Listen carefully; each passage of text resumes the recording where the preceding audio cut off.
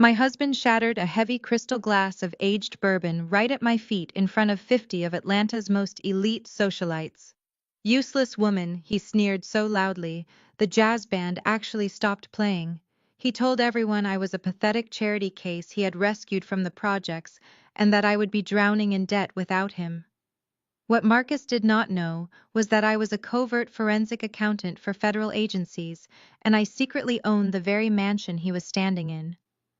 Before I tell you how I smiled in his face while preparing to wipe out his entire financial existence, let me know where you are watching from in the comments below. Hit like and subscribe if you have ever had to smile through the pain while dealing with a toxic narcissist. The rhythmic bass line of a live jazz quartet pulsed through our sprawling Buckhead estate. It was our annual end-of-summer gala, an extravagant display of wealth and status, meant to impress the board of directors from Marcus's investment firm. Women dripping in borrowed diamonds and men in bespoke suits filled the grand parlor. The air was thick with the scent of expensive perfume and roasted appetizers. From the outside, my life looked like a modern Cinderella story. Marcus constantly reminded everyone that he had met me when I was supposedly drowning in debt, working late shifts just to survive. He painted himself as the generous savior who pulled a naive girl out of the hood and gave her a life of unimaginable luxury. What he did not know was that my supposed poverty was a carefully crafted cover. I specialized in crisis risk management and forensic accounting, tracking dirty money for the most powerful people in the country. I was the person who knew where all the bodies were buried in the financial world. My marriage to Marcus was not a rescue mission. It was an assignment that had turned deeply personal. Over the years, I had watched him steal, lie, and cheat his way to the top, all while using me as a prop to boost his fragile ego. I played the part perfectly, wearing the simple beige dresses he picked out, keeping my head down and letting him feel like a king. I navigated through the maze of Atlanta's elite, balancing a heavy baccarat crystal tumbler filled with Marcus's favorite aged bourbon. He had strict, absurd rules when he entertained. One of them was that his drink needed to be refreshed exactly on the hour. I had been detained in the kitchen by the catering staff, making me precisely 2 minutes late. I could see him from across the room holding court near the grand fireplace. He was wearing his tailored charcoal suit, his gold watch catching the light as he laughed loudly at a joke someone made. He looked like the picture of success, a man who had everything under control. But the moment his eyes locked onto mine, the charismatic smile vanished, replaced by a sharp, dark sneer. I approached him, extending my hand to offer the drink. Marcus did not reach for the glass. Instead, he stepped forward and intentionally swatted his hand outward, striking my wrist with deliberate force. The heavy crystal flew from my grasp and shattered violently against the imported Italian marble floor. Amber liquid splashed across my bare calves and soaked into the hem of my silk dress. Sharp fragments of glass scattered across the pristine floor like broken ice. The music seemed to fade into a muffled hum. The ambient chatter of the party died instantly as 50 wealthy guests turned their heads to stare at us. The silence in the massive room was deafening. I could feel the collective weight of their judgment, their pity, their morbid curiosity. "You useless woman!" Marcus laughed, his voice booming in the sudden quiet of the parlor. He looked around at his colleagues, ensuring he had their full attention before he continued his verbal assault. "You cannot even manage the simple task of bringing me a drink on time. I guess I expect too much from someone of your background." He sneered, looking me up and down with absolute disgust. "You should remember that if I had not picked you out from that miserable housing project, you would still be drowning in debt right now, probably cleaning houses for a living. I pay for the roof over your head, I buy the clothes on your back, and this is the thanks I get. You are a complete and utter embarrassment to me." He waited for the tears. He wanted the frantic apologies, the trembling voice, the desperate pleas for forgiveness. He needed me to shrink so he could look tall in front of his wealthy friends. He thrived on humiliating me, using my supposed low status to elevate his own fragile ego. He thought that breaking me down in public would solidify his dominance, proving to his colleagues that he was a man of immense power who commanded total obedience in his household. But I did not cry, I did not apologize, I did not even flinch. I stood perfectly still, my face a mask of absolute cold calm. I looked down at the ruined dress, then up at his smug, arrogant face. My eyes locked onto his sharp and unblinking. I just stared at him, letting the heavy silence stretch out. I did not move a single muscle, simply freezing him in my gaze, while the shattered glass lay between us. I let him bask in his false sense of power, completely unaware that his perfect world was already built on a foundation of lies that I controlled. The bourbon was sticky against my skin. The sharp scent of alcohol quickly overpowered the expensive floral arrangements scattered around the grand parlor. No one in the room moved a single muscle. The elite society of Atlanta simply watched, holding their collective breath, to see if I would drop to my knees and start scrubbing the Italian marble. That was exactly what Marcus wanted. He wanted a public submission. He wanted me to scramble around on the floor like the desperate, grateful charity case he always claimed I was. The silence stretched out thick and suffocating. I could see the board members from his investment firm shifting uncomfortably in their bespoke suits. I could see the wives of local politicians whispering behind their champagne flutes. They were all complicit in this cruelty by their silence. They were waiting for the show to finish. Before the uncomfortable quiet could stretch any further, the sharp rhythmic clicking of designer heels broke the tension. The crowd parted like the Red Sea to make way for my sister-in-law. Chloe was the wife of Marcus' older brother Trey. She glided across the room in a pale pink silk gown, looking desperately concerned. Chloe was a woman who wore her southern hospitality like a loaded weapon. She loved to play the savior. As a wealthy white woman who had married into a prominent black family, she constantly performed a highly curated version of allyship. She attended all the right charity galas, posted the right social justice quotes on her feeds, and always made sure to be seen doing the right things. But behind closed doors and wrapped in syrupy sweet accents, her prejudice was suffocating. She thrived on pointing out my supposed lack of pedigree. She used her proximity to our family to mask her deep-rooted superiority complex. Chloe's face was a masterclass in manufactured pity.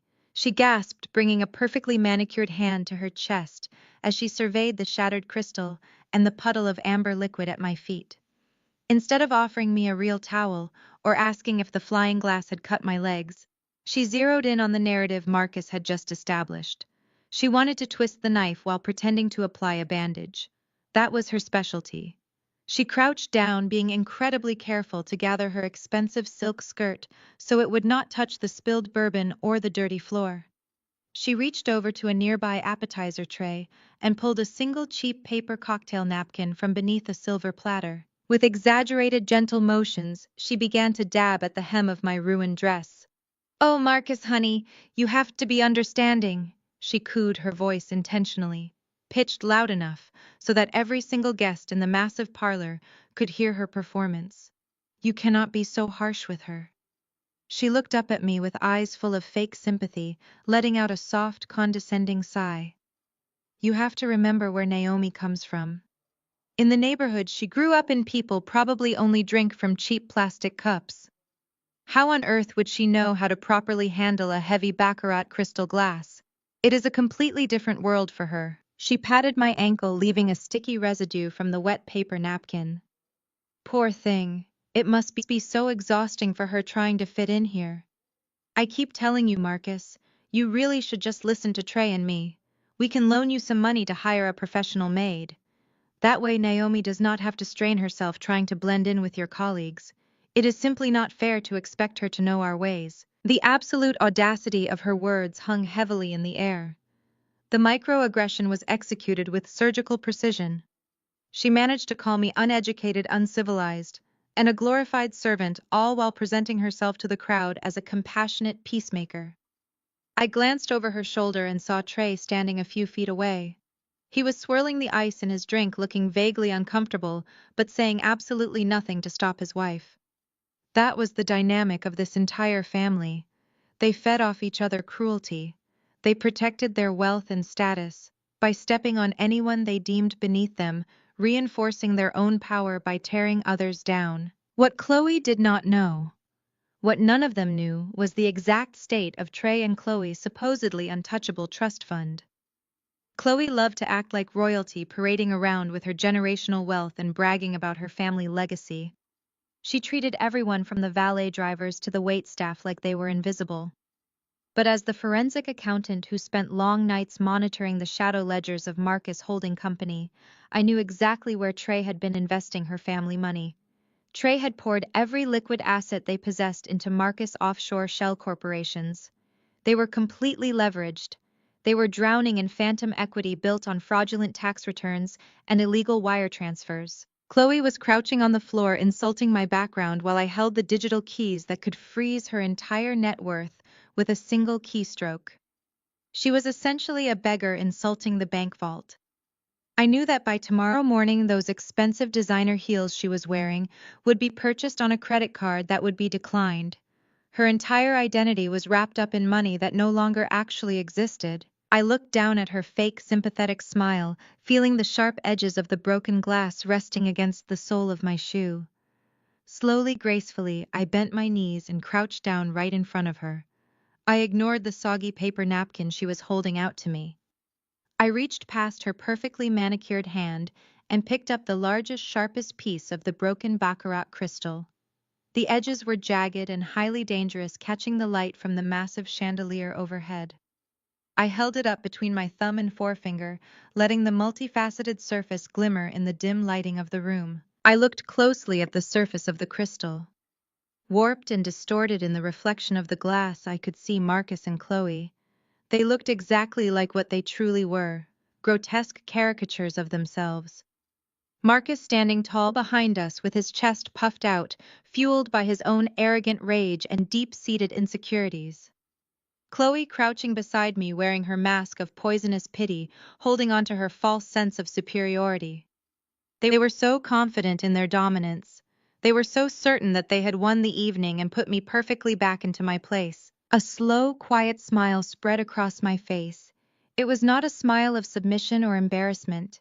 It was a smile of absolute terrifying clarity. I saw Chloe's eyes widen slightly. Her fake sympathetic expression faltered instantly as she saw the look in my eyes. She expected to see a broken woman fighting back tears. She expected to see shame. But she found only cold, hard ice. She leaned back slightly, pulling her silk dress tighter around her legs, as if she suddenly realized she was standing too close to a fire. I dropped the jagged piece of crystal right back into the puddle of bourbon, letting it splash softly against the marble. I left the mess exactly as it was. I stood up, smoothing the front of my ruined silk dress with slow, deliberate hands. I did not say a single word to Chloe. I locked eyes with Marcus one last time, letting him see the complete lack of fear and respect in my expression. The anger in his face flickered, turning into a brief flash of confusion. He did not know how to handle a victim who refused to play the assigned part. Then I turned my back on both of them. I walked through the silent crowd, my head held high, my posture perfectly straight. I did not rush. I did not run. I glided through the grand parlor, leaving Marcus and Chloe standing in their own toxic mess. The guests parted for me, stepping aside in complete silence. I walked out the heavy mahogany doors of the parlor, letting them close softly behind me, leaving the fake sympathy, the arrogant sneers, and their crumbling empire completely behind. Before the suffocating quiet could stretch any further, the sharp, rhythmic clicking of designer heels broke the tension. The crowd of wealthy socialites parted like the Red Sea to make way for my sister-in-law. Chloe was the wife of Marcus' older brother Trey, and she glided across the parlor in a pale pink silk gown, looking desperately concerned. Chloe was a woman who wore her southern hospitality like a loaded weapon. She loved to play the savior. As a wealthy white woman who had married into a prominent black family, she constantly performed a highly curated version of allyship. She attended all the right charity galas, posted the right social justice quotes on her feeds, and always made sure to be seen doing the politically correct things. But behind closed doors and wrapped in syrupy sweet accents, her prejudice was suffocating. She thrived on pointing out my supposed lack of pedigree. She used her proximity to our family to mask her deep-rooted superiority complex. Chloe's face was a masterclass in manufactured pity. she gasped, bringing a perfectly manicured hand to her chest as she surveyed the shattered crystal and the puddle of amber liquid at my feet. Instead of offering me a real towel or asking if the flying glass had cut my legs, she zeroed in on the narrative Marcus had just established. She wanted to twist the knife while pretending to apply a bandage. That was her specialty. She crouched down, being incredibly careful to gather her expensive silk skirt so it would not touch the spilled bourbon or the dirty floor. She reached over to a nearby appetizer tray and pulled a single cheap paper cocktail napkin from beneath a silver platter. With exaggerated gentle motions, she began to dab at the hem of my ruined dress. "Oh, Marcus, honey, you have to be understanding." She cooed, her voice intentionally pitched loud enough so that every single guest in the massive parlor could hear her performance. "You cannot be so harsh with her." She looked up at me with eyes full of fake sympathy, letting out a soft, condescending sigh. "You have to remember where Naomi comes from. In the neighborhood she grew up in, people probably only drink from cheap plastic cups. How on earth would she know how to properly handle a heavy baccarat crystal glass? It is a completely different world for her." She patted my ankle, leaving a sticky residue from the wet paper napkin. "Poor thing, it must be so exhausting for her trying to fit in here. I keep telling you, Marcus, you really should just listen to Trey and me. We can loan you some money to hire a professional maid. That way Naomi does not have to strain herself trying to blend in with your colleagues. It is simply not fair to expect her to know our ways." The absolute audacity of her words hung heavily in the air. The microaggression was executed with surgical precision. She managed to call me uneducated, uncivilized, and a glorified servant, all while presenting herself to the crowd as a compassionate peacemaker. I glanced over her shoulder and saw Trey standing a few feet away. He was swirling the ice in his drink, looking vaguely uncomfortable, but saying absolutely nothing to stop his wife. That was the dynamic of this entire family. They fed off each other cruelty. They protected their wealth and status by stepping on anyone they deemed beneath them, reinforcing their own power by tearing others down. What Chloe did not know, what none of them knew, was the exact state of Trey and Chloe's supposedly untouchable trust fund. Chloe loved to act like royalty, parading around with her generational wealth and bragging about her family legacy. She treated everyone from the valet drivers to the waitstaff like they were invisible. But as the forensic accountant who spent long nights monitoring the shadow ledgers of Marcus Holding Company, I knew exactly where Trey had been investing her family money. Trey had poured every liquid asset they possessed into Marcus offshore shell corporations. They were completely leveraged. They were drowning in phantom equity built on fraudulent tax returns and illegal wire transfers. Chloe was crouching on the floor, insulting my background while I held the digital keys that could freeze her entire net worth with a single keystroke. She was essentially a beggar insulting the bank vault. I knew that by tomorrow morning those expensive designer heels she was wearing would be purchased on a credit card that would be declined. Her entire identity was wrapped up in money that no longer actually existed. I looked down at her fake sympathetic smile, feeling the sharp edges of the broken glass resting against the sole of my shoe. Slowly, gracefully, I bent my knees and crouched down right in front of her. I ignored the soggy paper napkin she was holding out to me. I reached past her perfectly manicured hand and picked up the largest, sharpest piece of the broken baccarat crystal. The edges were jagged and highly dangerous, catching the light from the massive chandelier overhead. I held it up between my thumb and forefinger, letting the multifaceted surface glimmer in the dim lighting of the room. I looked closely at the surface of the crystal. Warped and distorted in the reflection of the glass, I could see Marcus and Chloe. They looked exactly like what they truly were, grotesque caricatures of themselves. Marcus standing tall behind us with his chest puffed out, fueled by his own arrogant rage and deep-seated insecurities. Chloe crouching beside me, wearing her mask of poisonous pity, holding on to her false sense of superiority. They were so confident in their dominance. They were so certain that they had won the evening and put me perfectly back into my place. A slow, quiet smile spread across my face. It was not a smile of submission or embarrassment. It was a smile of absolute terrifying clarity. I saw Chloe's eyes widen slightly. Her fake sympathetic expression faltered instantly as she saw the look in my eyes. She expected to see a broken woman fighting back tears. She expected to see shame. But she found only cold, hard ice. She leaned back slightly, pulling her silk dress tighter around her legs, as if she suddenly realized she was standing too close to a fire. I dropped the jagged piece of crystal right back into the puddle of bourbon, letting it splash softly against the marble. I left the mess exactly as it was. I stood up, smoothing the front of my ruined silk dress with slow, deliberate hands. I did not say a single word to Chloe. I locked eyes with Marcus one last time, letting him see the complete lack of fear and respect in my expression. The anger in his face flickered, turning into a brief flash of confusion. He did not know how to handle a victim who refused to play the assigned part. Then I turned my back on both of them.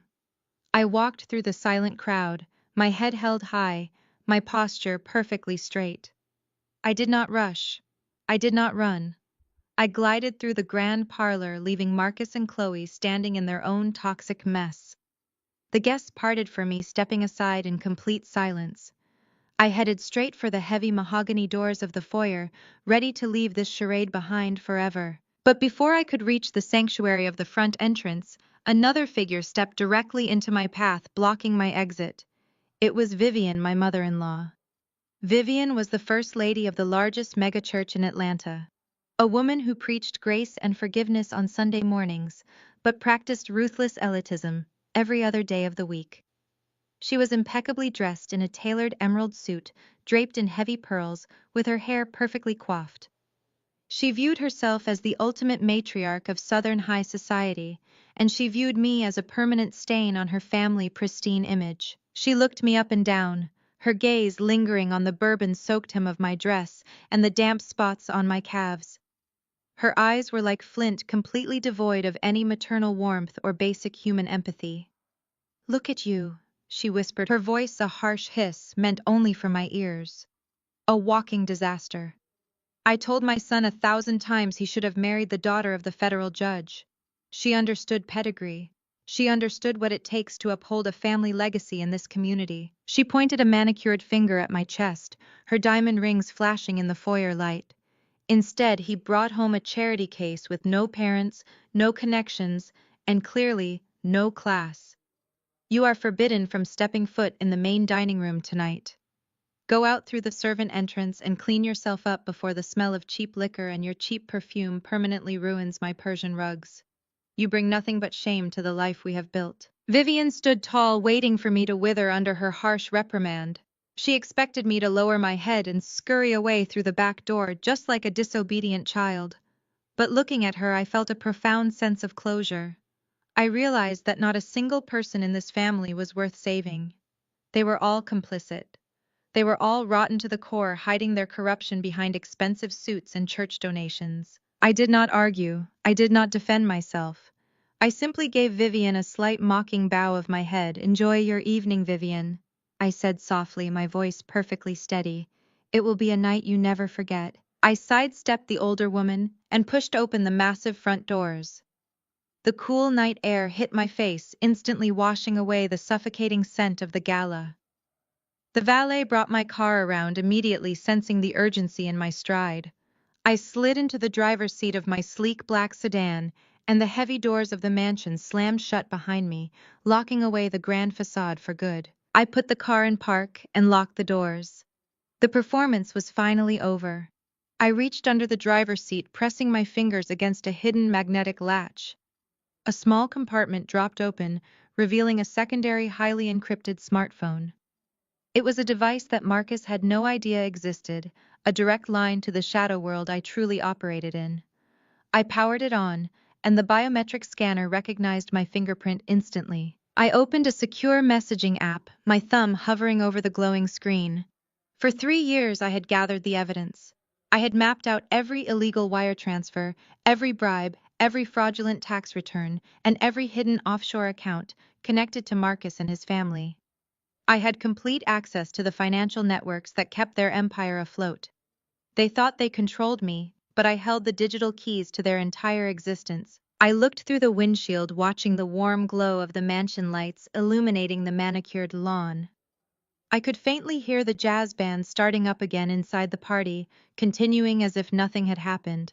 They were probably toasting to their wealth and mocking my departure right at this very moment. I smiled and typed a single decisive message to my covert team at the agency. It is time. Initiate Order 404. Freeze their entire system. I hit send. I tossed the phone onto the passenger seat and shifted the car into drive. The tires gripped the asphalt as I accelerated down the sweeping driveway, my headlights piercing the darkness of the Atlanta night. As my car sped away, leaving the estate in the rearview mirror, I knew exactly what was about to happen. By midnight, their bank accounts would be locked. By morning, federal agents would be seizing their assets. I left the ticking time bomb behind me, driving into the night as the ultimate architect of their destruction. The harsh mechanical buzzing of a cell phone vibrated violently against the polished mahogany nightstand. It was exactly 6 in the morning. The sprawling Buckhead estate was dead silent, wrapped in the heavy, lingering scent of stale cigar smoke and spilled bourbon from the gala the night before. Marcus groaned, his face buried deep in the high thread-count pillows. His head throbbed with the dull ache of a man who had celebrated his own arrogance a little too hard. He blindly reached out his hand, slapping against the wood, until his fingers closed around the cold metal frame of his phone. He squinted against the blinding glare of the screen. His blurred vision slowly focused on a cascading waterfall of red notification banners. They were stacked one on top of the other, an endless stream of digital alarms that made his blood run cold. The first message was an automated alert from his primary domestic bank. It read, "Account frozen. Please contact your branch administrator immediately." Marcus blinked hard, rubbing his eyes, convincing himself it was a glitch. He swiped to the next notification. This one was from his exclusive offshore wealth management firm, a secure account that was supposed to be completely untraceable. The message was identical: account suspended pending compliance review. His heart began to hammer against his ribs. The lingering fog of his hangover vanished instantly, replaced by a sharp metallic taste in his mouth. He sat up abruptly, the silk sheets pooling around his waist. His fingers flew across the screen, frantically tapping the banking app he used to monitor his liquid assets. The loading circle spun for 3 agonizing seconds before flashing a stark white error screen. Access denied. Panic, raw and visceral, began to claw at his throat. He opened his encrypted email server, his thumbs slipping in his sudden haste. A message marked with highest urgency sat at the top of his inbox. It was from the chairman of the board of his investment firm, sent at 5:45 this morning. Marcus forced his eyes to track across the harsh black text. Effective immediately, you are suspended from all duties and stripped of your executive authority. The board has been alerted to massive irregularities in your portfolio. Federal authorities have contacted our compliance division regarding alleged wire fraud and illegal shell corporations tied directly to your signature. Furthermore, Vanguard Holdings has initiated a catastrophic withdrawal of all their assets from our firm, citing a breach of trust linked to your accounts. Do not attempt to access the building. Security has been instructed to escort you off the premises. The phone slipped from his trembling hand and tumbled onto the thick carpet. Vanguard Holdings was his anchor. They were the whale client that kept his entire fraudulent empire afloat. Without their capital, his phantom equity would collapse like a house of cards. Worse, the federal authorities were already involved. His mind raced desperately, trying to calculate how this had happened so fast. Just last night, he was the king of Atlanta, untouchable and supreme. Now, before the sun had even fully risen, he was locked out of his own life. He threw off the covers and bolted out of bed. His bare feet slapped against the hardwood floor as he tore out of the master suite. He did not bother throwing on a robe. He was wearing nothing but expensive silk boxers, his chest heaving as he took the grand staircase 2 steps at a time. He almost tripped over the marble landing, his perfectly manicured image completely shattered by raw terror. He stormed into the main living room, his eyes wild and bloodshot. I was already there. I was sitting on the plush velvet sofa, bathed in the soft morning light filtering through the floor-to-ceiling windows. I was wearing a simple, comfortable cashmere sweater and holding a steaming mug of black coffee. I looked the picture of absolute serenity.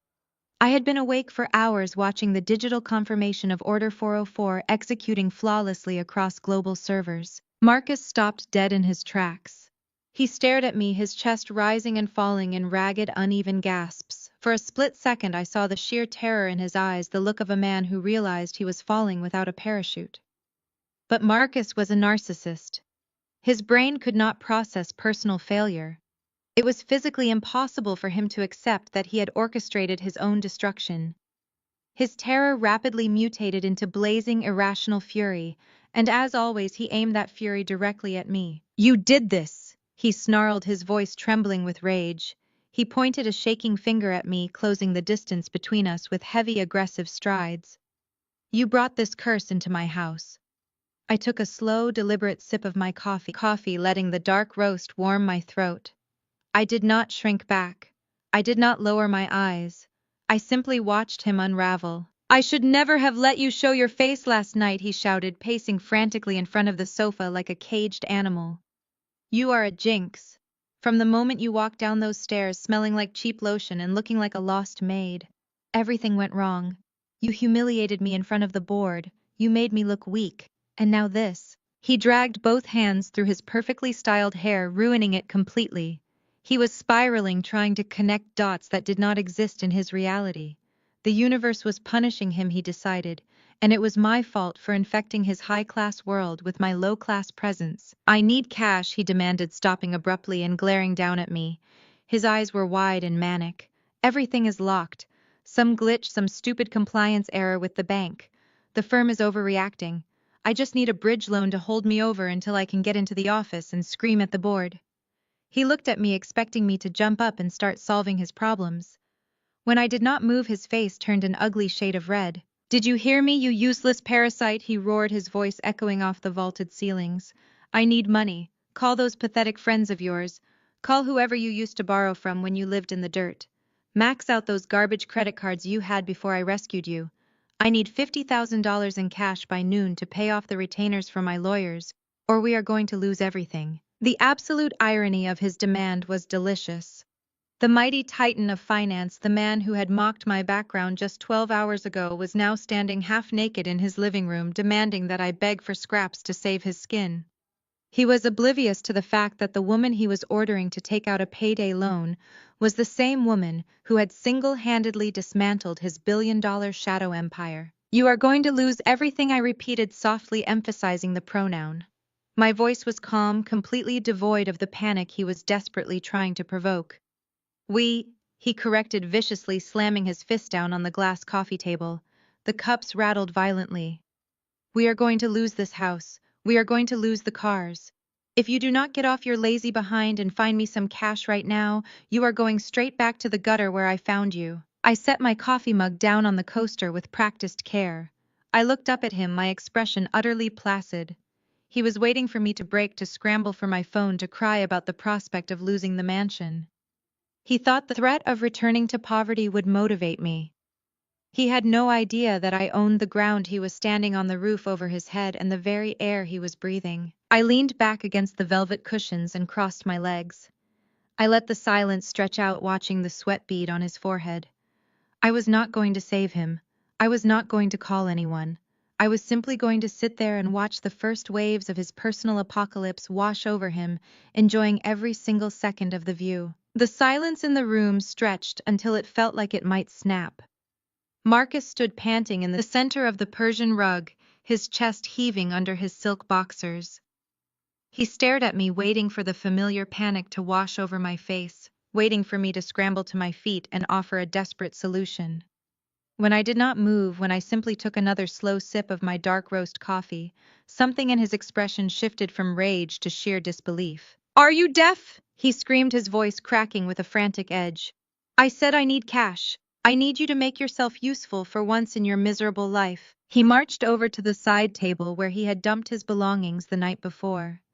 His hands shook violently as he snatched his designer leather wallet. He ripped it open, tearing through the perfectly organized slots until he produced his prized possession. It was his black titanium American Express card, the ultimate symbol of his elite status. the piece of metal he loved to casually toss onto restaurant tables to ensure everyone knew exactly how important he was. He turned and hurled the heavy metal card directly at my face. It missed my cheek by a fraction of an inch, striking the glass coffee table with a sharp, heavy clatter before sliding to a halt right next to my steaming mug. "Call your pathetic friends," Marcus commanded, pointing a trembling finger at the card. "Call anyone. Tell them to run a cash advance.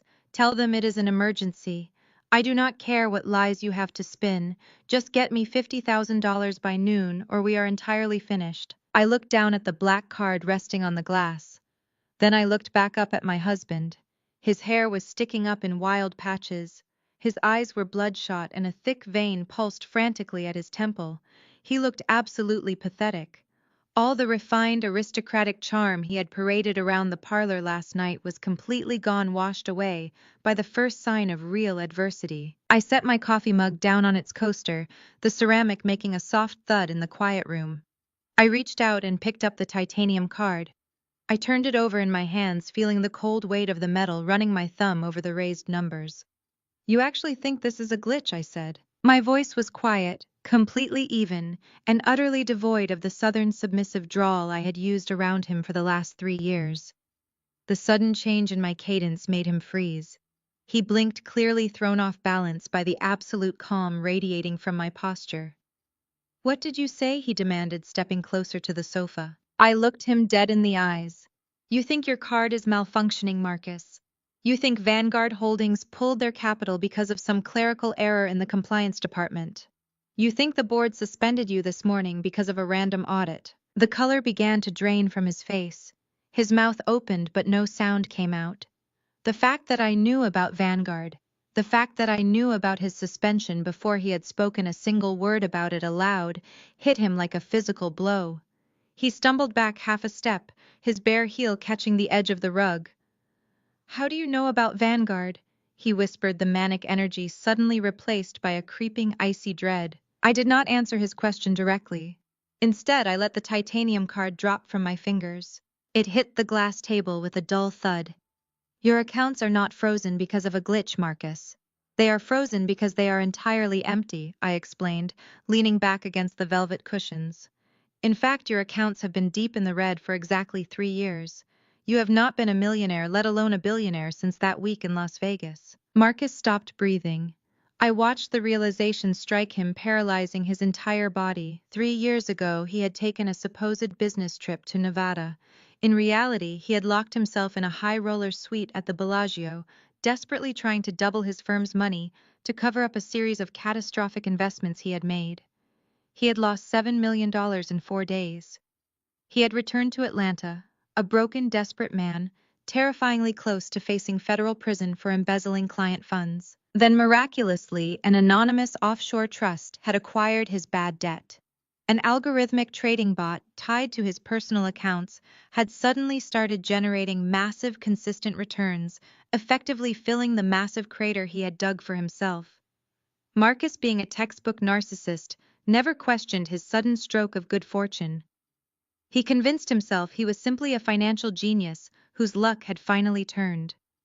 He went right back to his arrogant, flashy lifestyle, completely oblivious to the shadow network keeping him out of a federal penitentiary. "How do you know about Vegas?" he asked, his voice shaking so badly the words barely formed. "No one knows about that. I covered it up. I fixed it." "You did not fix anything," I said, allowing a cold, sharp smile to touch the corners of my mouth. "You were drowning, Marcus. You were ready to jump off a bridge. The person who quietly pumped $50,000 a month into your personal accounts so you could continue playing the role of a self-made billionaire in front of the Atlanta elite was me." He stared at me, his eyes wide and completely uncomprehending. His brain was violently rejecting the information. It went against everything he believed to be true about himself, about me, and about our entire marriage. "That is impossible," he stammered, shaking his head rapidly. "You did not have a dime when I met you. You were working in a diner. You were living in a shoebox apartment. I rescued you. I pulled you out of the dirt." "You pulled a ghost out of the dirt," I corrected him smoothly. "The woman you met 3 years ago did not exist.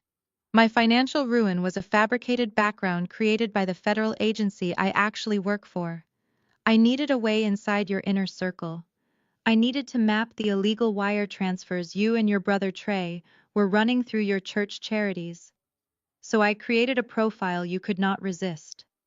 A poor, uneducated, beautiful woman you could easily control and parade around as a trophy of your own generosity. I stood up from the sofa. I was significantly shorter than Marcus, but in that moment I towered over him. I walked slowly around the glass coffee table, closing the distance between us. He did not move.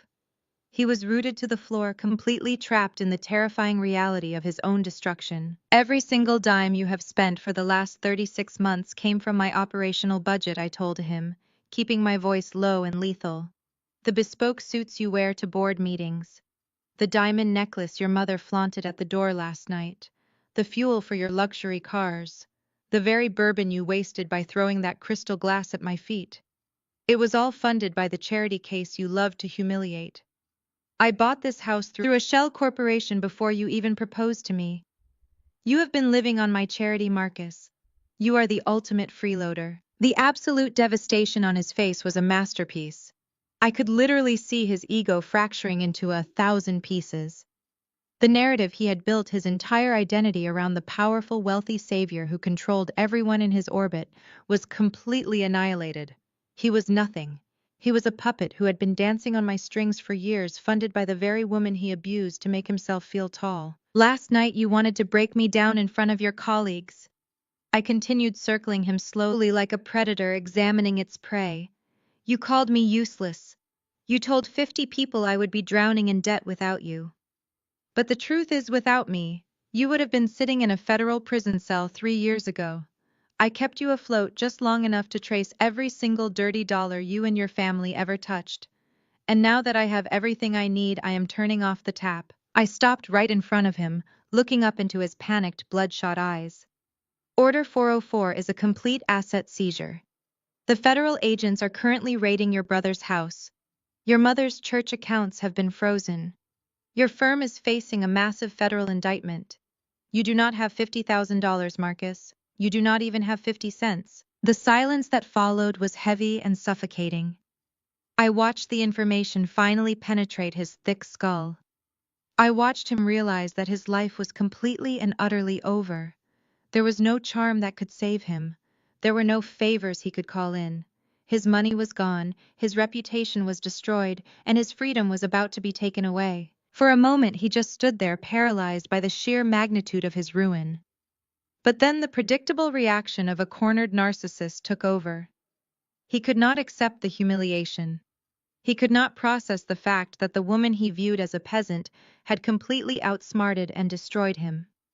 The terror in his eyes vanished, replaced by a sudden violent surge of pure animalistic rage. His face contorted into an ugly, hateful mask. He let out a guttural roar, a sound completely devoid of human reason, and lunged directly at my throat. Years of intense tactical training had hardwired my reflexes to respond to sudden violence with devastating efficiency. As his hands reached for my neck, I did not flinch. I did not scream. I simply shifted my weight, stepping smoothly to the left while catching his extended right wrist. Using his own aggressive forward momentum against him, I pivoted sharply and twisted his arm downward in a seamless, fluid motion. He had no time to react. He crashed violently onto the heavy glass coffee table, shattering the thick pane completely before tumbling onto the Persian rug in a pathetic heap of bruised ego and torn silk. I stood over him, smoothing a microscopic wrinkle from the sleeve of my cashmere sweater. I watched as he groaned, spitting a harsh curse as he pushed himself up onto his hands and knees. Blood trickled down his jaw from a small cut on his cheek, where a shard of glass had grazed his skin. He looked up at me, the blind rage in his eyes now fractured by a sudden jarring dose of physical reality. He realized, perhaps for the very first time, that I was not the fragile, defenseless charity case he had spent 3 years breaking down. The woman he thought he owned had just dismantled him without breaking a single sweat. "You are completely insane," he spat, scrambling backward across the rug until his back hit the base of the velvet sofa. He pointed a trembling finger toward the grand mahogany doors of the foyer, trying desperately to reclaim his dominance. "Get out. Get out of my house right now. You think freezing my bank accounts changes who I am? I am still Marcus Jenkins. This is my property. My name is on the deed to this estate. I am calling the police and having you arrested for assault and trespassing. Get out of my house immediately." I did not move toward the door. Instead, I walked gracefully over to the leather tote bag I had left resting on a side chair the night before. I unzipped the main compartment and pulled out a thick, legal-sized manila envelope. I walked back toward the center of the room, stepping carefully over the broken glass and dropped the heavy folder right onto his lap. "Read it carefully, Marcus," I said, my voice echoing softly in the cavernous room. "Because your reading comprehension has always been tragically flawed." He looked down at the envelope as if it were a venomous snake.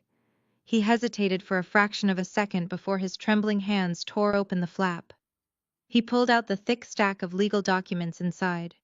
His bloodshot eyes darted across the bold black print scanning the crest of the state registry and the notarized seals stamped clearly at the bottom of the pages.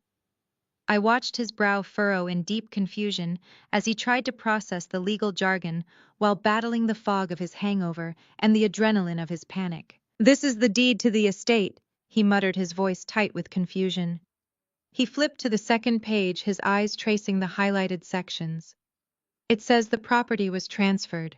It says the title was legally signed over to Apex Investment Group." "Exactly," I replied, crossing my arms over my chest and looking down at him. "Do you remember 3 years ago, right after we got married, when your offshore accounts were nearly exposed during that massive SEC audit? You panicked. You were absolutely terrified and desperate to shield your remaining hard assets from federal seizure. Your brother Trey suggested you transfer the title of this sprawling mansion into a blind trust, a corporate shell that no government agency could ever trace back to you. You eagerly signed the transfer documents without ever bothering to properly vet the holding company. You thought you were outsmarting the system." He stared at the paper, his mouth opening and closing like a suffocating fish. He looked up at me, the denial still fighting a losing battle in his mind. "Apex Investment Group." I continued savoring the sharp syllables as they hung in the morning air. "It is a highly secure private holding firm based out of Delaware. And guess who the sole anonymous chief executive officer of Apex Investment Group is?" The remaining blood completely drained from his face, leaving him a ghastly shade of gray. He looked from the notarized signatures on the deed, back up to me, the ultimate truth, finally crushing the last defiant breath out of his lungs. He realized the colossal magnitude of his own stupidity. "You," he whispered the word barely scraping past his vocal cords. "Me," I confirmed with a slow, deliberate nod. "You own absolutely nothing, Marcus. You do not own the luxury cars parked in the garage. You do not own the designer suits hanging in your custom closet, and you certainly do not own this house. You are just a pathetic tenant residing in your wife's property. And quite frankly, considering the phantom funds I have been pumping into your accounts, you are 3 years late on rent." This house had always been his ultimate weapon against me. Every time we argued, every time I dared to express an opinion or stand up for myself, he would quickly remind me whose roof I slept under. He used the imported marble floors, the crystal chandeliers, and the manicured acres as blunt instruments to batter my self-esteem. He loved to host lavish parties, just to show his colleagues his undisputed dominance over his domain. He had spent years treating me like a glorified maid in my own home, ordering me around and threatening to throw me out onto the street whenever I displeased him. Now the reality of his situation was a crushing weight. The illusion of his generational wealth was entirely dead. The emperor was not only naked, but he was also completely broke, facing federal indictment, and technically facing immediate eviction. The expensive artwork on the walls, the imported Italian leather furniture, the custom mahogany shelving, everything he had used to construct his fake billionaire persona, now belonged explicitly to the woman he had relentlessly abused. "You tricked me!" he gasped, his voice breaking as he clutched the documents to his chest. "This is fraud. I will take you to court. I will have my lawyers invalidate this entire transfer. I will destroy you." "With what lawyers, Marcus?" I asked, tilting my head in mock sympathy. "The ones you can no longer afford because your accounts are frozen solid. Or perhaps the ones who are currently ignoring your calls because they are fielding inquiries from federal prosecutors regarding your massive wire fraud." You signed this deed willingly in the presence of a licensed notary. You gifted me this estate to hide it from the government. It was the only smart financial decision you have made in your entire pathetic life, even if you made it by accident. I paced slowly around the ruined coffee table, letting the silence amplify his despair. You wanted me out, I asked, pausing to look down at him. That is a fascinating request coming from a man who is legally squatting on my property. But I am not going to kick you out, Marcus. Not yet. Why, he croaked, his eyes wide with a mixture of fear and confusion. Because I want you to be right here when the federal agents pull up that sweeping driveway, I told him softly. I want you to be standing in the grand foyer you are so incredibly proud of when they put the handcuffs on you. I want you to look around at this beautiful house and know that it belongs to the woman you called a charity case. Suddenly, his entire demeanor shifted. The blistering rage and the suffocating arrogance evaporated, leaving behind something deeply repulsive, pure, unadulterated desperation. He dropped the deed onto the floor and crawled forward on his knees, ignoring the sharp fragments of broken glass that bit into his bare shins. Naomi, please, he begged, his voice cracking into a high-pitched, pathetic whine. Please, you cannot do this to me. I am your husband. We are family. I gave you a life. I brought you into my world. You gave me a cover story. I corrected him, stepping backward to ensure he could not touch me. And you gave me a front row seat to the most arrogant, corrupt, and morally bankrupt family in Atlanta. You do not know what family means, Marcus. You only know how to use people. I can change, he pleaded, reaching out a trembling hand toward my ankle. Tears, genuine tears of terror, began to spill down his cheeks. I can make it right. We can sell the house. We can take the cash and leave the country together. You have the skills. You know how to move money securely. We can go somewhere the feds cannot reach us.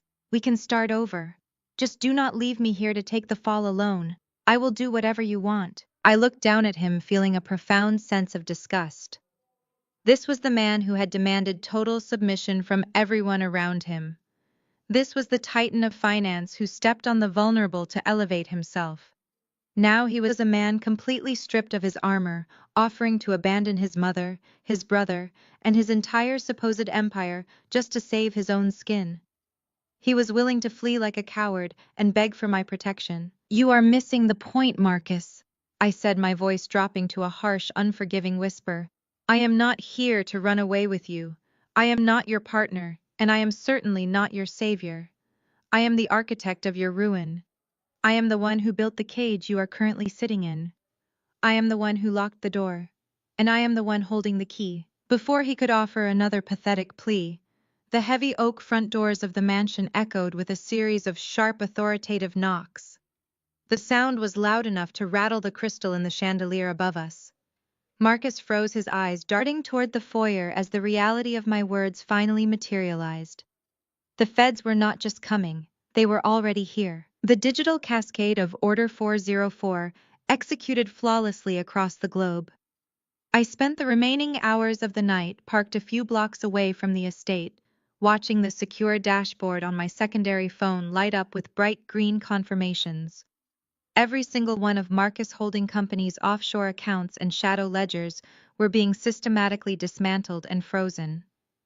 By the time the first rays of dawn began to creep over the Atlanta skyline, the financial empire of the Jenkins family had been reduced to absolute zero.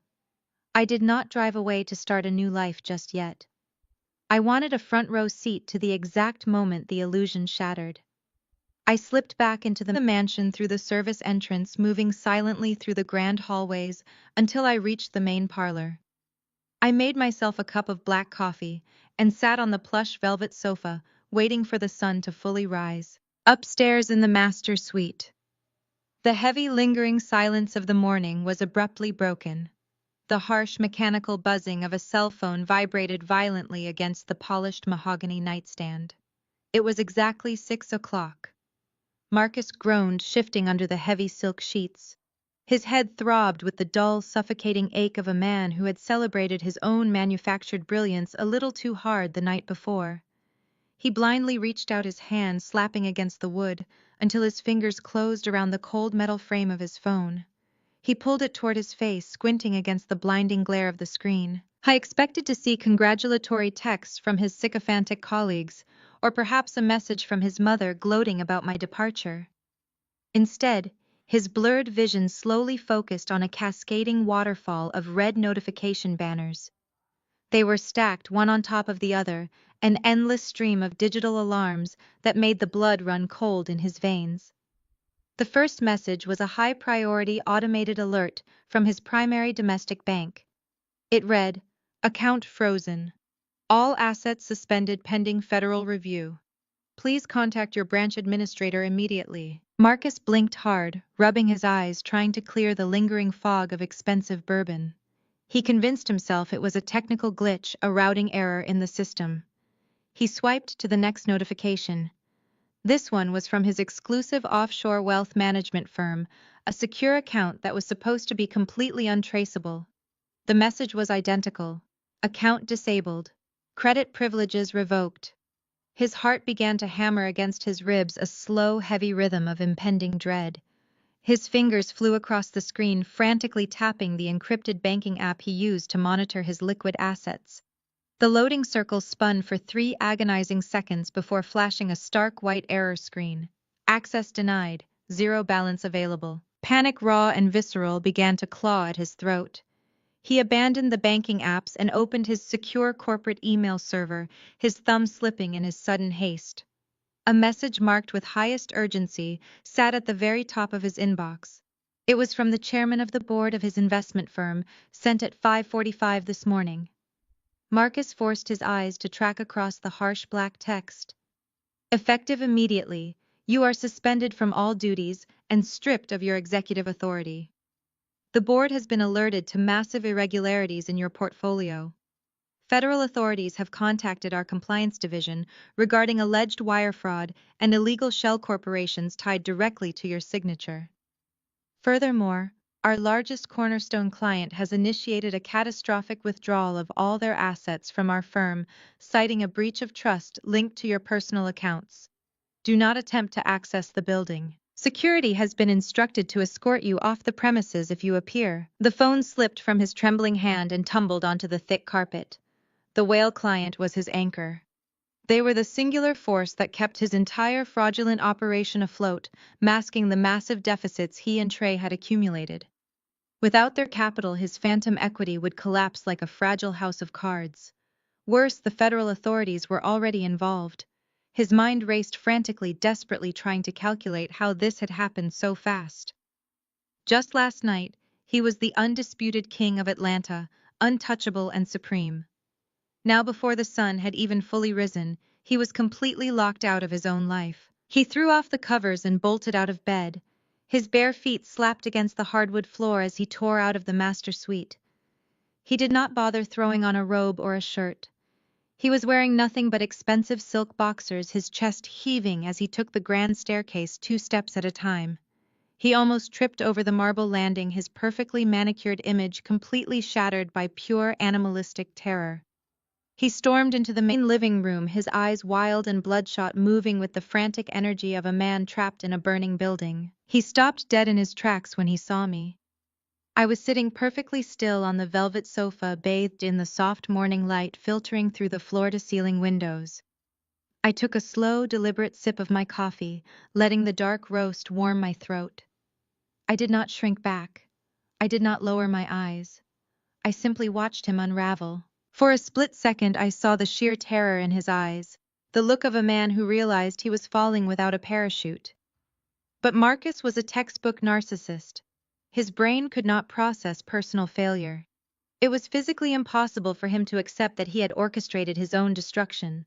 His terror rapidly mutated into blazing, irrational fury, and as always, he aimed that fury directly at me. "You did this!" he snarled, his voice trembling with rage.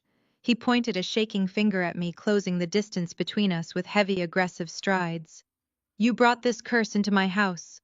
I remained completely silent, letting his accusation hang in the air. "I should never have let you show your face last night," he shouted, pacing frantically in front of the sofa.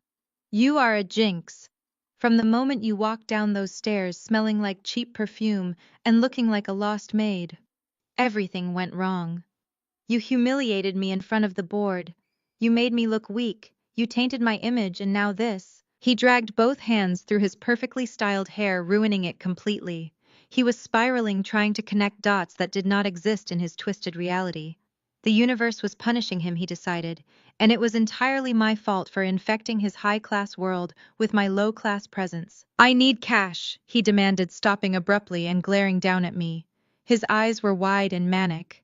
"Everything is locked. Some glitch, some stupid compliance error with the bank. The firm is overreacting because of a minor audit. I just need a bridge loan to hold me over until I can get into the office and scream at the board." He looked at me, expecting me to jump up and start solving his problems. When I did not move, his face turned an ugly shade of red. "Did you hear me, you useless parasite?" he roared, his voice echoing off the vaulted ceilings. "I need money. Call those pathetic friends of yours. Call whoever you used to borrow from when you lived in the dirt. Max out those garbage credit cards you had before I rescued you.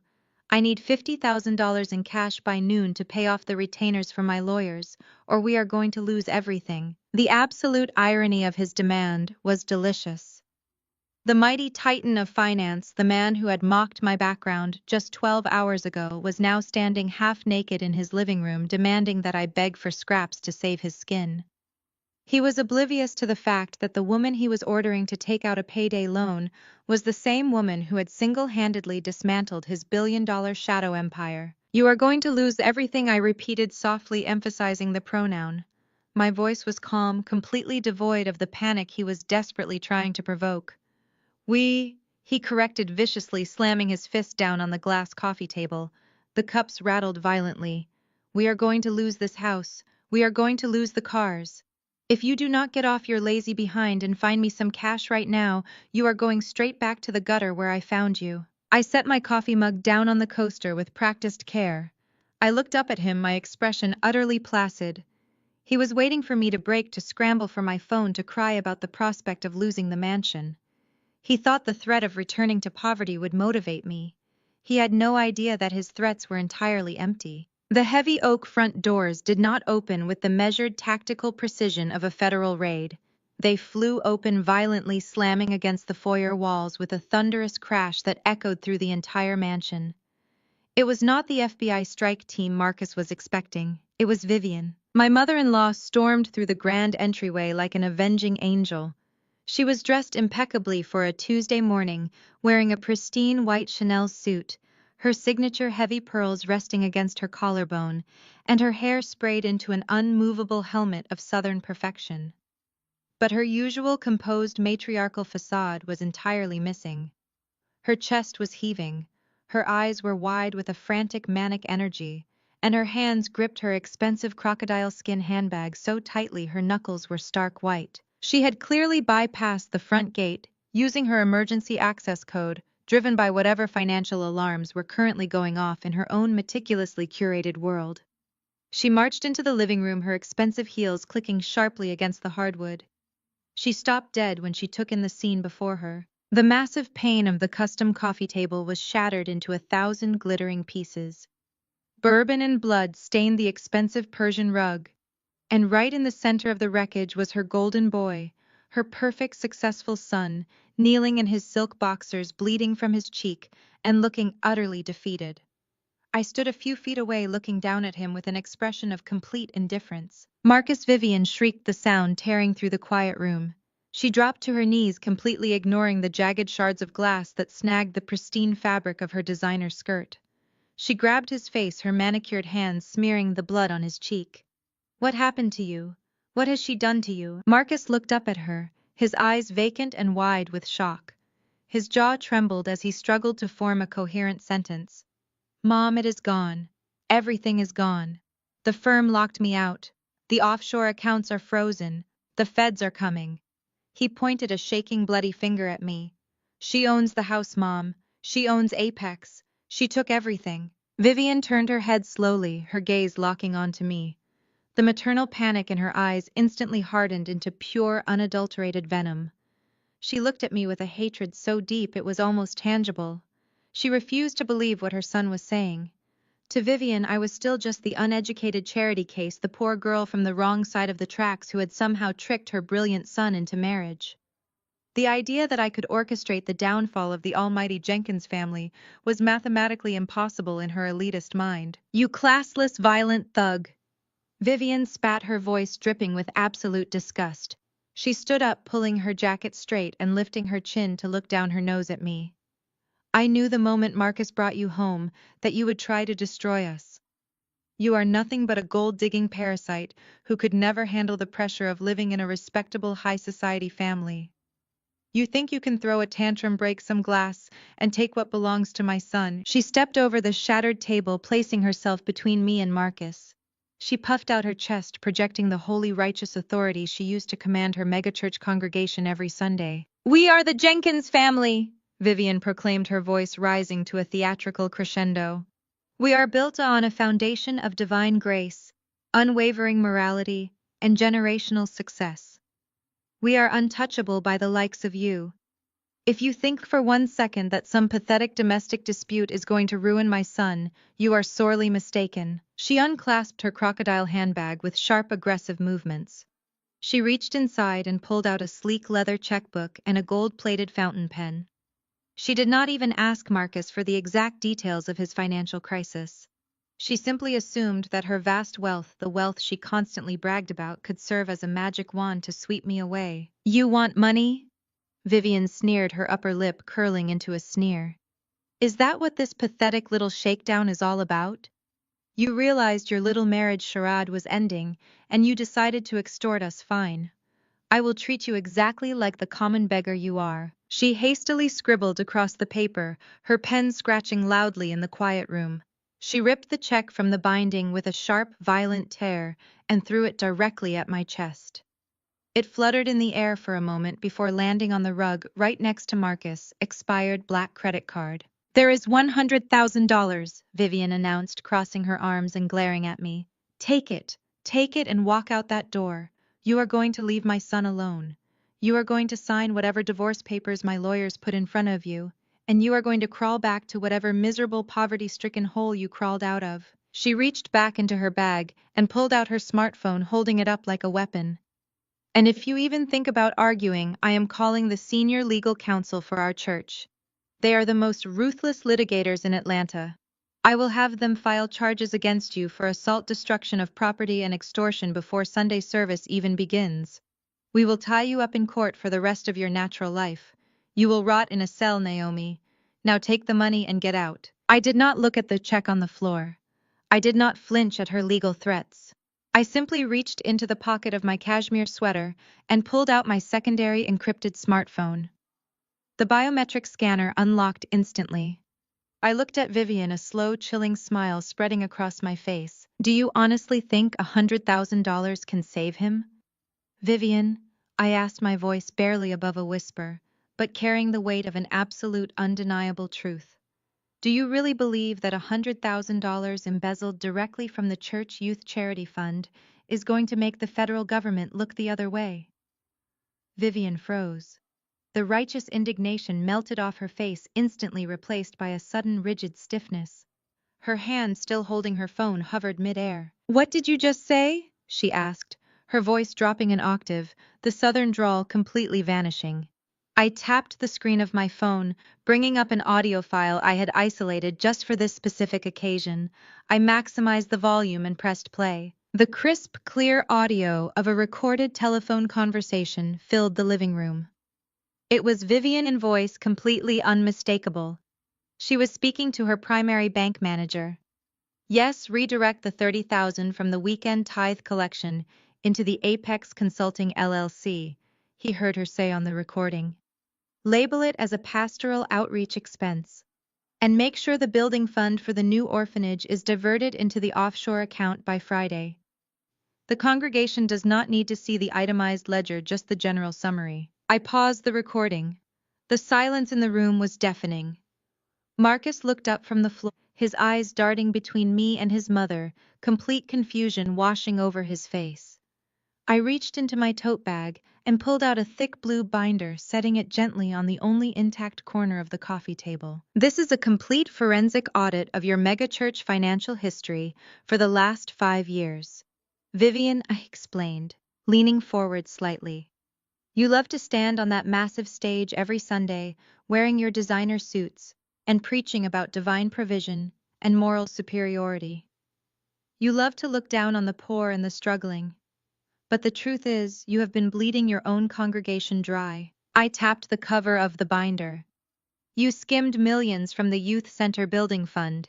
You took donations meant for disaster relief and funneled them into private shadow accounts to pay for your luxury vacations to Europe. You stole from orphans Vivian. You stole from the elderly parishioners who gave their last dimes to your ministry, believing you were doing the work of God. You are nothing but a common thief hiding behind a cross. Vivian's mouth opened, but she could not breathe. She was hyperventilating, her chest rising and falling in rapid, shallow jerks. And that check you just threw at me? I continued, pointing to the piece of paper on the floor. That check is drawn from an account that was flagged by the FBI Cybercrimes Division at exactly 4 o'clock this morning. If you attempt to clear that check, or if you even attempt to log into that account, it constitutes felony wire fraud across state lines. I took a slow, deliberate step toward her. The absolute authority in my posture made her shrink backward. You threatened to call your church lawyers, I said, my voice cold and hard as steel. You should probably save your battery, Vivian. The federal task force executing Order 404 is not just coming for Marcus. They are coming for the entire Jenkins operation. They are currently staging at the bottom of your driveway. By the time you dial your attorney, the FBI will be kicking down the doors of your precious sanctuary. The pristine, arrogant facade that Vivian had maintained for decades shattered in a single spectacular moment. The reality of her total destruction crashed down upon her. She realized she was not the savior of the Jenkins family. She was just another criminal caught in the exact same net. Her knees buckled. She let out a soft, pathetic whimper as her legs simply stopped supporting her weight. She collapsed onto the floor right next to the shattered glass and her broken son. Her heavy crocodile handbag slipped from her fingers, spilling lipsticks and mints across the ruined Persian rug. She slumped forward, covering her face with her trembling hands, her perfect hair finally falling out of place. I stood over them both, the titan of finance and the first lady of high society, reduced to a pathetic weeping pile on the floor of a house they did not own. The sirens began to wail in the distance, a faint, high-pitched scream that grew louder and louder, cutting through the crisp Atlanta morning. The illusion was finally dead and the reckoning had arrived. The wail of the sirens had not even reached its peak when a second set of footsteps echoed violently from the grand hallway. The heavy mahogany doors were thrown wide open, and Trey burst into the parlor with his wife Chloe, practically stepping on his heels. They had obviously rushed over from their adjacent estate on the compound. Trey was still wearing his silk pajama pants and a wrinkled cashmere pullover, his face pale and slick with a cold sweat. He knew exactly what frozen accounts meant. But Chloe was an entirely different story. She was dressed in pristine white tennis apparel, complete with a perfectly pleated skirt and a visor resting neatly on her blonde hair. She looked as though she had just stepped off the cover of a country club brochure, completely oblivious to the financial apocalypse raining down upon her husband. Chloe stopped in the doorway and gasped. Her manicured hands flew to her mouth as she surveyed the absolute carnage of the room. She saw the shattered glass of the coffee table scattered like diamonds across the Persian rug. She saw Marcus bleeding and shivering in his boxers. And she saw Vivian, the untouchable matriarch of the Jenkins family, slumped on the floor, weeping into her hands. Her gaze finally snapped to me. I was the only person standing perfectly calm and untouched by the wreckage. In Chloe's limited, intensely privileged reality, there was only one logical explanation for this scene. She assumed I had finally suffered a complete mental breakdown. She thought the pressure of being married to a wealthy, powerful man had driven me to violence. She thought Marcus had finally decided to throw me back into the poverty I came from, and I had reacted like a wild animal. "Oh my God, Naomi!" She breathed, her voice dripping with that sickeningly sweet Southern condescension she reserved exclusively for me. "Look at what you have done. You have completely lost your mind." Trey ignored me entirely. He rushed past the broken glass and dropped to his knees beside his mother, grabbing her shaking shoulders.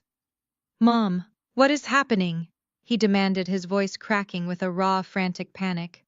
"The bank just called me. My routing numbers are completely dead. The church charity accounts are locked. Who did this? Vivian could not even form the words. She just sobbed, pointing a trembling finger up at me. Chloe did not understand the gesture. She did not comprehend the sheer terror in her mother-in-law eyes. Instead, Chloe stepped carefully over the debris, her white tennis shoes avoiding the blood and bourbon. She approached me with the slow, cautious movements of someone trying to pacify a dangerous stray dog. Her face was a mask of deep manufactured pity. "Naomi, sweetie, you need to stop this right now," Chloe said, using the soft, lilting tone of a preschool teacher reprimanding a toddler. "I know you are upset. I know Marcus is filing for divorce, and I know you are terrified of going back to the projects. But destroying their beautiful home is not the answer. Violence is never the answer." I simply stared at her. Her absolute blindness to the reality of the situation was almost hypnotic. The red and blue lights of the federal vehicles were already beginning to reflect against the sheer silk curtains of the parlor windows, casting frantic dancing shadows across the walls. Yet Chloe was completely captivated by the sound of her own voice, eager to play the role of the benevolent white savior. "You have always been so emotionally unstable." Chloe continued, taking another step closer and tilting her head sympathetically. "We all saw it. We all tried to welcome you into our family, to teach you our values, but you simply lacked the moral foundation. You lacked the grace. And now look at you. You have ruined the greatest opportunity you will ever have." She paused, deliberately lifting her left hand to brush a non-existent stray hair from her forehead. The movement was entirely calculated, designed to flash the massive, flawless diamond ring sitting on her finger. The stone was easily 5 carats, catching the morning light and sending sharp prisms of color dancing across my sweater. "Trey bought this for me just yesterday," Chloe said, her voice dropping into a conspiratorial, boastful whisper, "to celebrate closing the new commercial property in Buckhead. That is what a healthy, stable marriage looks like, Naomi. We build each other up. We do not act like savage animals tearing apart a parlor when things do not go our way." She dropped her hand and sighed heavily, shaking her head as if mourning a tragic loss. "But because I am a Christian woman," Chloe said, pressing her hands together over her heart, "I am willing to offer you a lifeline. I am willing to show you the grace that you so clearly lack." I tilted my head, mirroring her condescending posture. "A lifeline?" I asked, my voice smooth and perfectly even. "Yes," she replied, eagerly encouraged by my response. "If you drop to your knees right now and apologize to Vivian, if you beg Marcus for forgiveness, and promise to sign a clean annulment, without asking for a single dime of his money, I will personally make sure they do not press criminal charges against you for this horrific assault. I will convince them to let you walk away quietly." She took a deep breath, puffing out her chest as she delivered her final, ultimate act of charity. "And because I know you will have absolutely nothing, I will give you a job." Chloe offered, her eyes wide with fake sincerity. "My lead housekeeper just quit last week. The estate is simply too large for the remaining staff to handle alone. You can come clean for me, Naomi. I will pay you minimum wage under the table so you do not have to worry about taxes. You can scrub my floors and wash my windows. It will give you a sense of honest purpose. It will keep you off the streets. It is the absolute best offer you are ever going to get." I looked at her pristine white tennis skirt. I looked at the massive diamond ring cutting into her finger. Then I looked past her to Trey, who was now frantically shaking his brother, trying to get Marcus to stand up and face the reality of the flashing lights outside. "You want me to clean your house?" I asked, the corners of my mouth turning up into a razor-sharp smile. "It is honest work," Chloe insisted, nodding encouragingly. "It will teach you the discipline you never learned growing up in your environment. You should be thanking me on your hands and knees." The sheer audacity of her delusion was a masterpiece. She was standing in the epicenter of a financial nuclear blast, and her only instinct was to offer me a mop. "Chloe," I said, my voice slicing through the heavy air with the precision of a scalpel, "I am not going to clean your house. And the reason I am not going to clean your house is because by this time tomorrow, you are not going to have a house." Her sympathetic smile froze. Her perfectly manicured eyebrows pulled together in a tight knot of confusion. "What are you talking about?" she scoffed, crossing her arms and jutting out her hip. "You are making absolutely no sense. You are delirious." I did not break eye contact. I reached back into my leather tote bag and pulled out a second folder. This one was far thinner than the forensic audit I had dropped on Vivian, but its contents were infinitely more devastating for the woman standing in front of me. I tossed the folder onto the only remaining intact section of the coffee table directly in front of her. "That is a copy of the federal indictment bearing your husband's signature," I stated, watching her eyes track the movement of the folder. "Trey has been using the church youth charities to launder money for a cartel operating out of Miami. He created 7 shell corporations to wash the cash, funneling it through the same offshore accounts Vivian used to hide her stolen tithes." Chloe let out a sharp, breathless laugh, a sound of pure denial. "You are lying. Trey is a brilliant investor. He builds communities." "Trey is a glorified money mule," I corrected her sharply. "Every single cent he used to buy that Buckhead property was dirty. Every dime he spent on those designer tennis skirts you love to wear was stolen. And that 5-carat diamond ring you just shoved in my face." I paused, letting my eyes drop to her hand before snapping back up to her terrified face. "That ring was purchased with funds diverted from a pediatric cancer charity." "You are wearing stolen charity money on your finger, Chloe," she gasped instinctively, pulling her left hand behind her back, as if the ring had suddenly caught fire. She looked frantically over her shoulder at Trey. "Trey, tell her she is lying," she demanded, her voice pitching into a shrill, hysterical squeak. "Tell this crazy woman she is lying." But Trey could not look at her. He was staring at the front windows, watching the federal agents in tactical gear pouring out of black SUVs and forming a perimeter around the estate. The heavy thud of combat boots marching up the front steps echoed through the foyer. "Trey," Chloe screamed, rushing over to him and grabbing his arm. "Tell me she is lying." Trey slowly turned his head to look at his wife. His face was the color of ash. His eyes were completely hollow, entirely devoid of the smug superiority he had carried for years. "We are ruined, Chloe," he whispered, his voice breaking into a dry, ragged sob. "She gave them everything.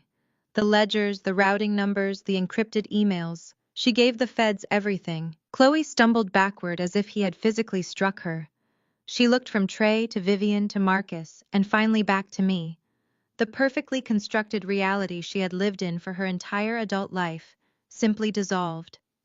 The country club memberships, the luxury vacations, the undeniable sense of social superiority, all of it vanished into thin air. She looked down at her hands, staring at the massive diamond ring.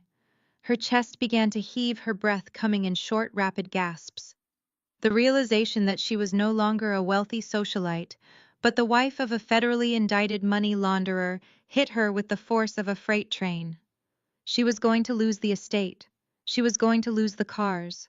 She was going to be the absolute laughingstock of Atlanta high society. "You," Chloe stammered, pointing a shaking finger at me, her pristine facade completely collapsing into an ugly, distorted mask of panic. "You cannot do this. We are good people. We go to church. We donate to the poor. We are respectable." "You are a parasite, Chloe," I said, throwing her exact insult right back at her.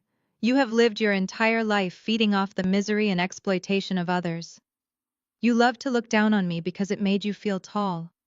You love to offer me your scraps because it fed your savior complex.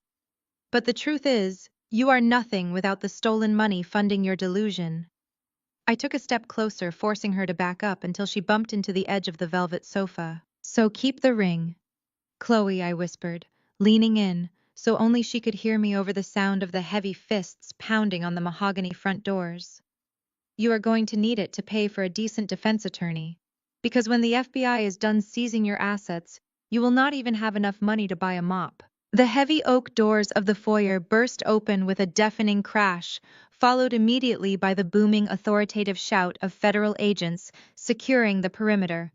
"FBI, nobody move, keep your hands where we can see them." Chloe let out a piercing, terrified shriek and dropped to her knees beside her husband and her mother-in-law. The three of them huddled together on the floor of the ruined parlor, a pathetic portrait of fallen aristocracy. They were weeping, they were trembling, and they were completely and utterly powerless. I stepped back smoothly, blending into the shadows near the grand fireplace, allowing the swarm of armed agents to flood the room and surround the Jenkins family. my work here was finally done. Years of intensive tactical training had hardwired my reflexes to respond to sudden violence with devastating mechanical efficiency. As his hands darted desperately toward my neck, I did not flinch, and I certainly did not scream. I simply shifted my weight, stepping smoothly to the left while catching his extended right wrist. Using his own aggressive forward momentum against him, I pivoted sharply and twisted his arm downward in a seamless, fluid motion. He had absolutely no time to react or correct his balance. With a strangled gasp, Marcus pitched forward, his heavy frame crashing violently into the edge of the velvet sofa before he tumbled awkwardly onto the Persian rug.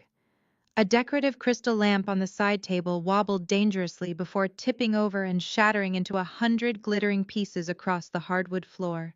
He lay there in a pathetic, tangled heap of bruised ego and torn silk, groaning as the wind was knocked completely out of his lungs. I stood over him, calmly smoothing a microscopic wrinkle from the sleeve of my cashmere sweater. I watched as he pushed himself up onto his hands and knees, spitting a harsh curse.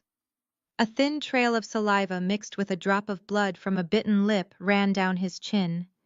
He looked up at me, the blind rage in his bloodshot eyes now fractured by a sudden jarring dose of physical reality. He realized, perhaps for the very first time in our 3-year marriage, that I was not the fragile, defenseless charity case he had spent years trying to break down. The woman he thought he owned had just dismantled him without breaking a single sweat or raising her heart rate. He scrambled backward, his bare heels slipping on the polished wood until his back hit the base of the living room wall. His chest heaved, and the thick veins in his neck bulged against his skin. The physical defeat had only poured premium gasoline on the blazing fire of his wounded pride. He could not accept that he had been outsmarted, outplayed, and now physically overpowered by someone he viewed as a peasant. He needed to reclaim his territory. He needed to assert his dominance in the only way a pathetic coward knew how. His hands curled into tight, trembling fists, and he screamed, his voice cracking and echoing wildly off the vaulted, custom-painted ceilings. "Get out of my house immediately. This is a mansion with my name on the deed. I want you out of my sight before I call the police and have you dragged out of here in handcuffs for trespassing and assault." I did not flinch at his shouting. His threats were nothing more than the desperate, hollow thrashing of a cornered animal caught entirely in a trap of its own making. I turned my back to him, demonstrating my absolute lack of fear, and walked gracefully over to the leather briefcase I had left resting on the wingback chair near the grand fireplace. The room was deathly quiet, save for the sound of his ragged, uneven breathing and the distant ticking of the grandfather clock. I unclasped the heavy brass locks of the briefcase, the sharp metallic clicks cutting through the thick tension in the air. I reached inside and pulled out a thick, legal-sized manila folder. The paper was heavy, stamped with official state registry seals and bearing multiple notarized signatures. It was the physical, undeniable manifestation of his absolute ruin. I turned back around and walked slowly toward him, my heels clicking a steady, terrifying rhythm against the floorboards. I stopped right in front of him, looking down at his pathetic, trembling form huddled against the wall. I did not hand the envelope to him. I simply let it drop from my fingers. It landed on the glass surface of the coffee table right in front of his face, with a heavy, definitive thud. "Read it carefully, Marcus," I commanded, my voice cold, unyielding, and utterly lethal. His eyes darted from my face down to the thick envelope. He hesitated, his hands shaking violently as he reached out and peeled back the reinforced flap. He pulled out the thick stack of registered documents, his eyes immediately scanning the bold legal print at the top of the first page. I watched the deep confusion wash over his features as his brain struggled to process the complex legal jargon while still clouded by blind panic and the lingering fog of expensive bourbon. "Let me translate the fine print for you," I continued, my tone mocking the condescending, aristocratic drawl he loved to use on his subordinates. "This house belongs to Apex Investment Group. It has belonged to them for the last 2 years. And guess who the anonymous chief executive officer of Apex Investment Group is?" The remaining color rapidly drained from his face, leaving his skin a sickly ashen shade of gray. His eyes widened to the point of tearing, fixing entirely on my name. Naomi Jenkins printed clearly and boldly under the executive authorization line on the third page of the deed. His mouth opened, but his vocal cords completely failed him. You see, Marcus, 2 years ago, when your firm was facing that massive federal audit regarding those highly illegal offshore wire transfers, you were absolutely terrified. You were desperate to protect your remaining hard assets from being frozen and seized by the government. Your sleazy defense attorneys advised you to immediately transfer the title of this sprawling $30 million estate into a blind trust. They told you to hide it in a corporate shell company that no federal agency could ever trace back to your signature. I took a slow step closer, enjoying the sheer terror radiating from his body. You eagerly signed the property transfer deeds thinking you were a financial genius, brilliantly outsmarting the justice system. You never even bothered to properly vet the holding company because you were far too arrogant to believe anyone could ever pull a fast one on you. You literally gifted me this entire estate to hide it from the very federal agency I actually work for. He stared at the paper, his hands trembling so badly the thick parchment rattled loudly in the quiet room. His eyes darted frantically across the signatures, recognizing his own messy scrawl right next to the corporate seal of Apex Investment Group. The absolute truth was finally crushing the last defiant breath out of his lungs. He realized the colossal, unforgivable magnitude of his own stupidity. The trap had been sitting in plain sight for years, and he had gleefully walked right into it, locking the door behind himself. For 3 years he had used this magnificent house as his ultimate weapon against me. Every single time we argued, every time I dared to express an opinion or stand up for my basic human dignity, he would quickly and viciously remind me whose expensive roof I slept under. He had used the imported Italian marble floors, the crystal chandeliers, and the manicured acres of landscaping as blunt instruments to constantly batter my self-esteem. He loved to host lavish, ostentatious parties just to show his elite colleagues his undisputed dominance over his domain and his trophy wife. He had spent years treating me like a glorified disposable maid in my own home, ordering me around and threatening to throw me out onto the street with absolutely nothing whenever I displeased him. Now the terrifying reality of his situation was a crushing, suffocating weight. The grand illusion of his generational wealth and untouchable power was entirely dead. The emperor was not only naked, but he was also completely broke, facing federal indictment, and technically facing immediate eviction from a property he had paid to maintain. "You own nothing," I stated, my voice echoing with finality in the cavernous room. "You do not own the fleet of luxury cars parked in the climate-controlled garage. You do not own the custom designer suits hanging in your massive closet, and you certainly do not own a single brick of this mansion. You are just a pathetic tenant living in your wife house, and quite frankly, Marcus, you are exactly 3 years behind on rent." He dropped the legal documents onto the floor, his entire body going slack as the fight completely drained out of him. The expensive artwork on the walls, the imported leather furniture, the custom mahogany shelving, everything he had used to construct his fake powerful billionaire persona now belonged explicitly and legally to the woman he had relentlessly abused. He was destitute, he was exposed, and he was entirely at my mercy. The heavy oak doors of the foyer burst open with a deafening crash, instantly shattering the chaotic tension in the room. "FBI, nobody move, keep your hands where we can see them." A dozen heavily armed federal agents in dark tactical gear flooded into the grand parlor. Their heavy combat boots trampled over the shattered glass of the coffee table, crushing the remaining shards deep into the expensive Persian rug. The sheer kinetic violence of their entry sucked all the remaining oxygen out of the air. Vivian let out a sharp, terrified shriek and threw her arms over her perfectly styled hair, cowering on the floor like a frightened child. Marcus froze his hands, raised his body, trembling violently in his silk boxers. Chloe stumbled backward, hitting the edge of the velvet sofa and collapsing onto the cushions, her pristine white tennis outfit suddenly looking absurdly out of place in the epicenter of a federal raid. Trey stood completely paralyzed, his face devoid of all color, his eyes wide with a primal, animalistic panic. A tall, broad-shouldered man, wearing a dark windbreaker with the letters FBI emblazoned in bold yellow across the back, stepped through the tactical formation. He was the lead special agent in charge of Order 404. His sharp, calculating eyes swept over the pathetic scene of the fallen Jenkins family before finally landing on me, standing quietly in the shadows near the grand stone fireplace. "Agent Miller," he said, giving me a firm, respectful nod. "The perimeter is fully secured. The primary targets are detained. Your operational cover is officially terminated. Excellent work, Naomi." The sound of my real title, echoing from the mouth of a federal agent, hit the room like a physical shockwave.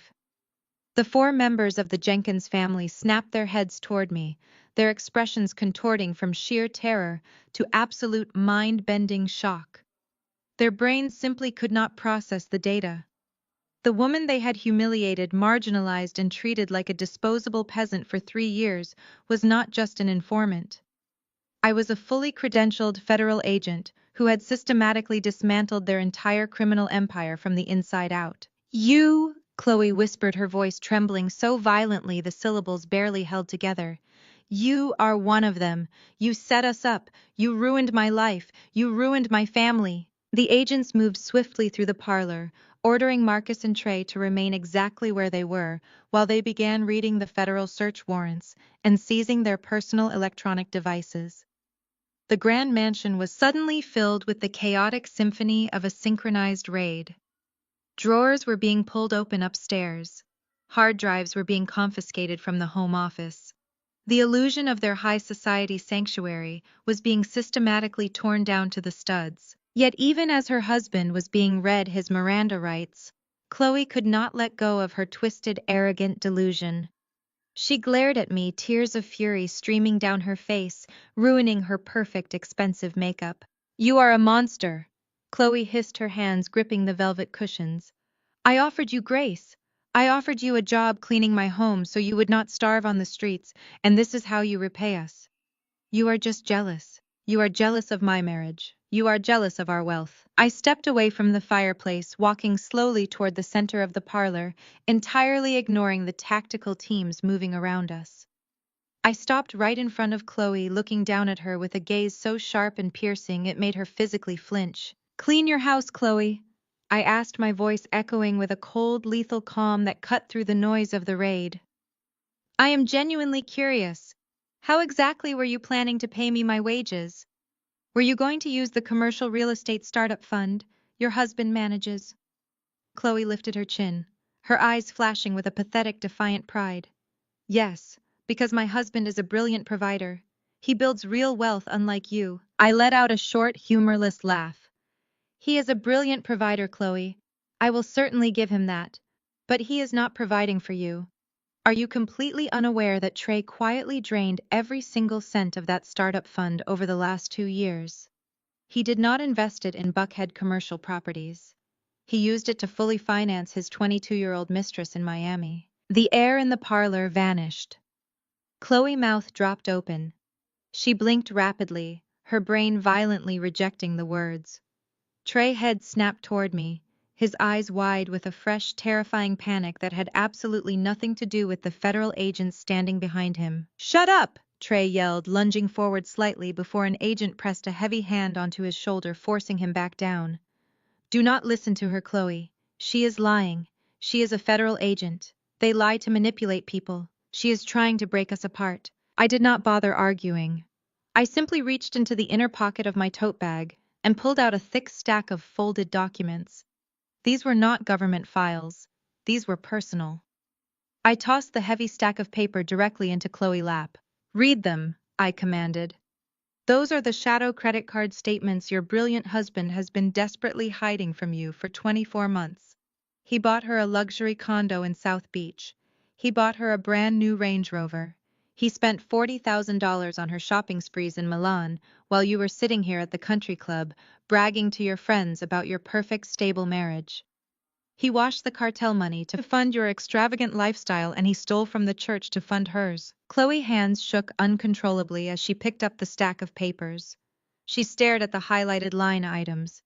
The charges from luxury jewelers in Florida. The monthly maintenance fees for a beachfront penthouse. The first-class airline tickets booked under Trey's name and a woman named Isabella. The heavy reinforced denial that had shielded Chloe for years finally shattered into a million irreparable pieces.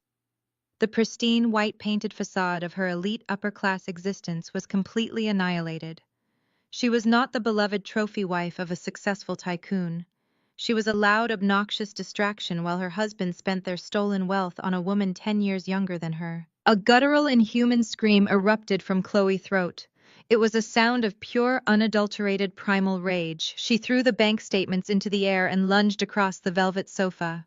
She threw herself entirely at Trey, her perfectly manicured nails curling into vicious claws. She slammed into his chest, knocking him backward onto the floor.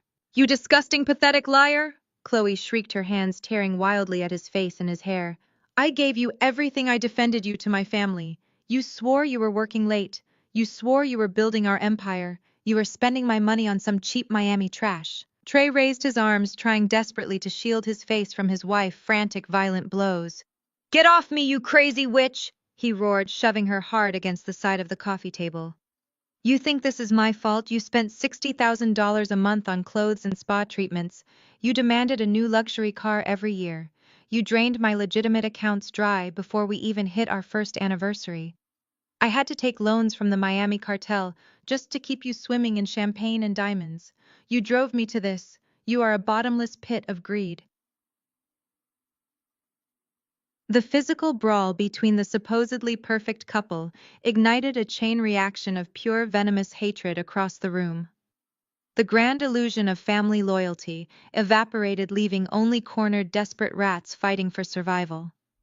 Marcus, who was still kneeling in the broken glass, turned his blazing, bloodshot eyes toward his mother. He pointed a shaking, bloody finger at Vivian, who was still sobbing hysterically on the floor. "And what about you?" he screamed, his voice cracking with absolute malice. "You sat on $10 million of stolen church charity funds while I was facing federal prison. I came to you 3 years ago. I begged you for a loan to cover my margin calls. I told you I was drowning, and you told me to pray about it. You let me squander client money to save my firm, while you used the orphanage building fund to buy real estate in Europe.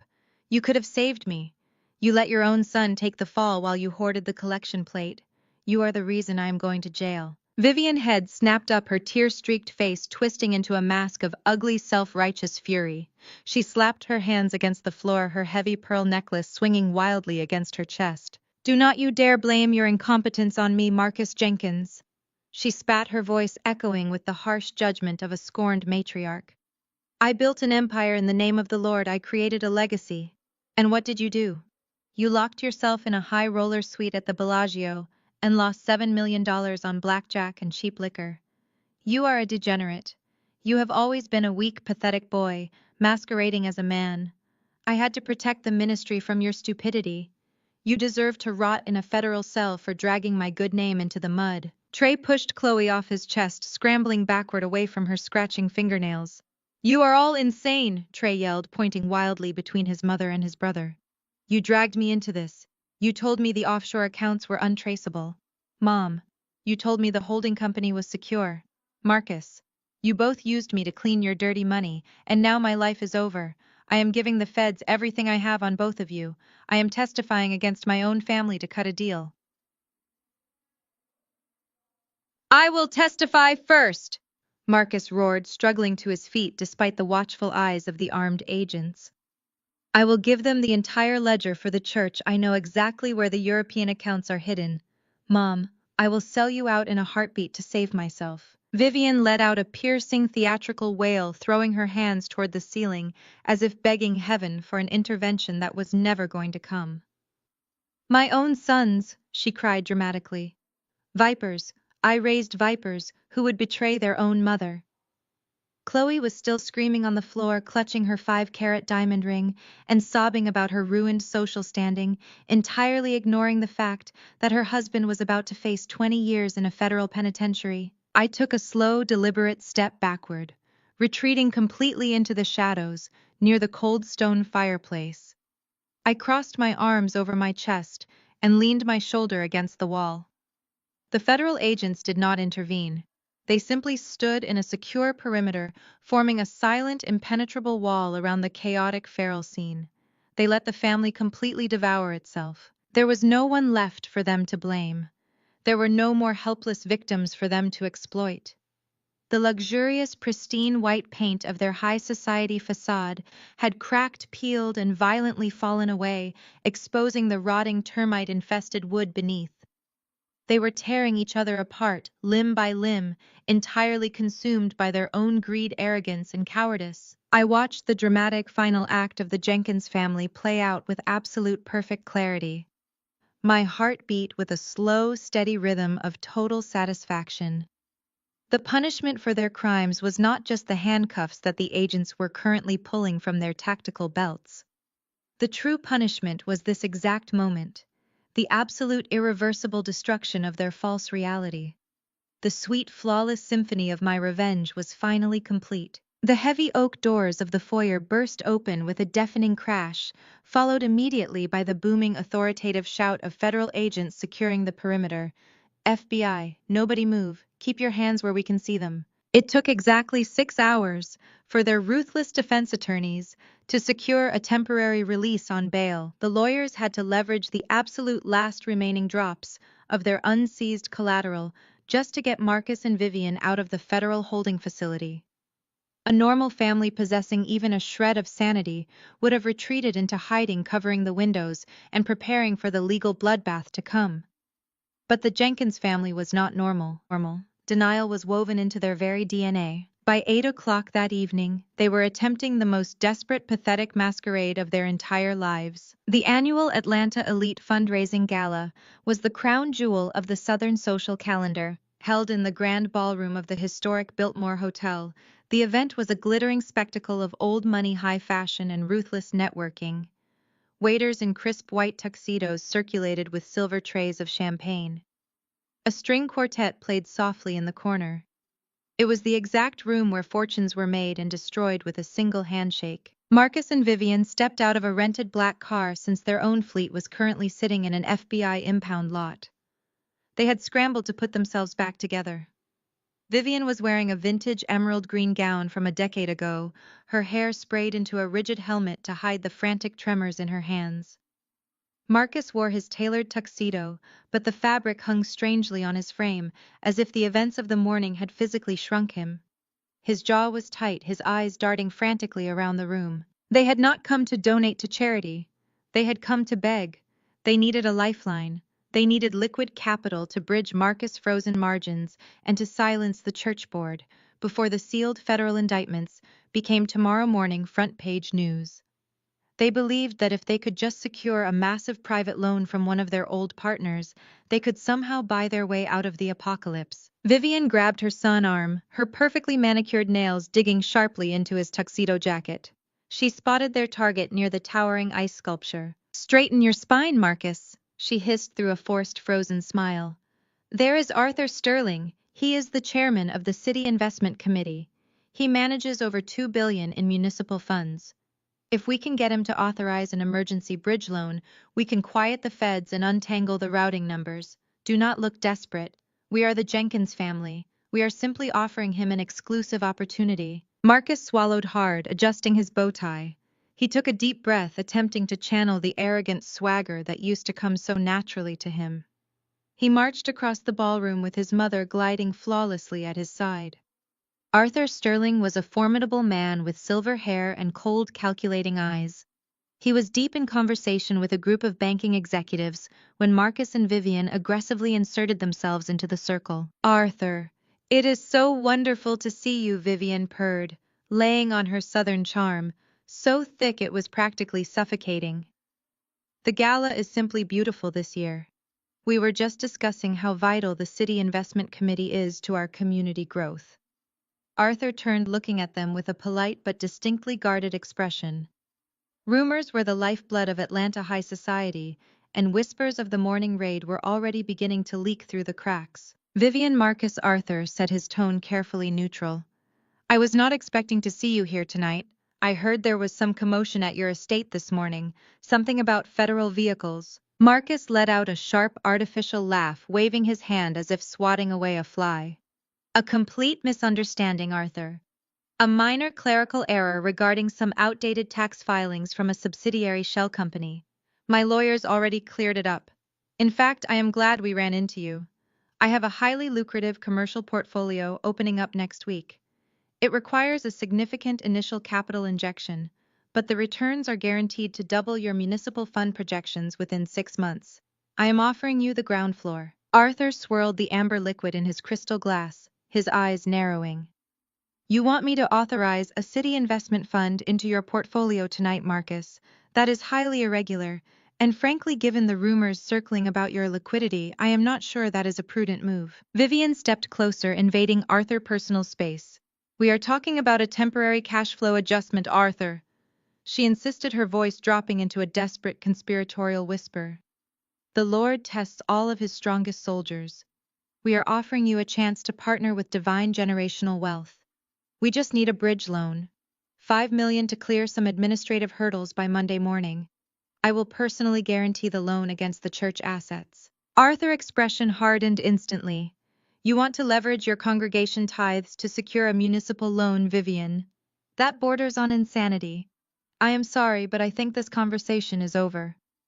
Before Arthur could turn his back on them, the heavy classical music echoing through the ballroom abruptly cut off. The sudden silence was deafening. The low hum of 100 wealthy socialites murmuring over champagne died instantly. People paused mid-sentence, turning their heads in confusion. The massive crystal chandeliers suspended from the vaulted ceiling slowly dimmed, plunging the opulent room into a dramatic theatrical shadow. Vivian grabbed Marcus' arm, her breath catching in her throat. "What is going on?" she whispered, the panic bleeding back into her voice. "Did they cut the power?"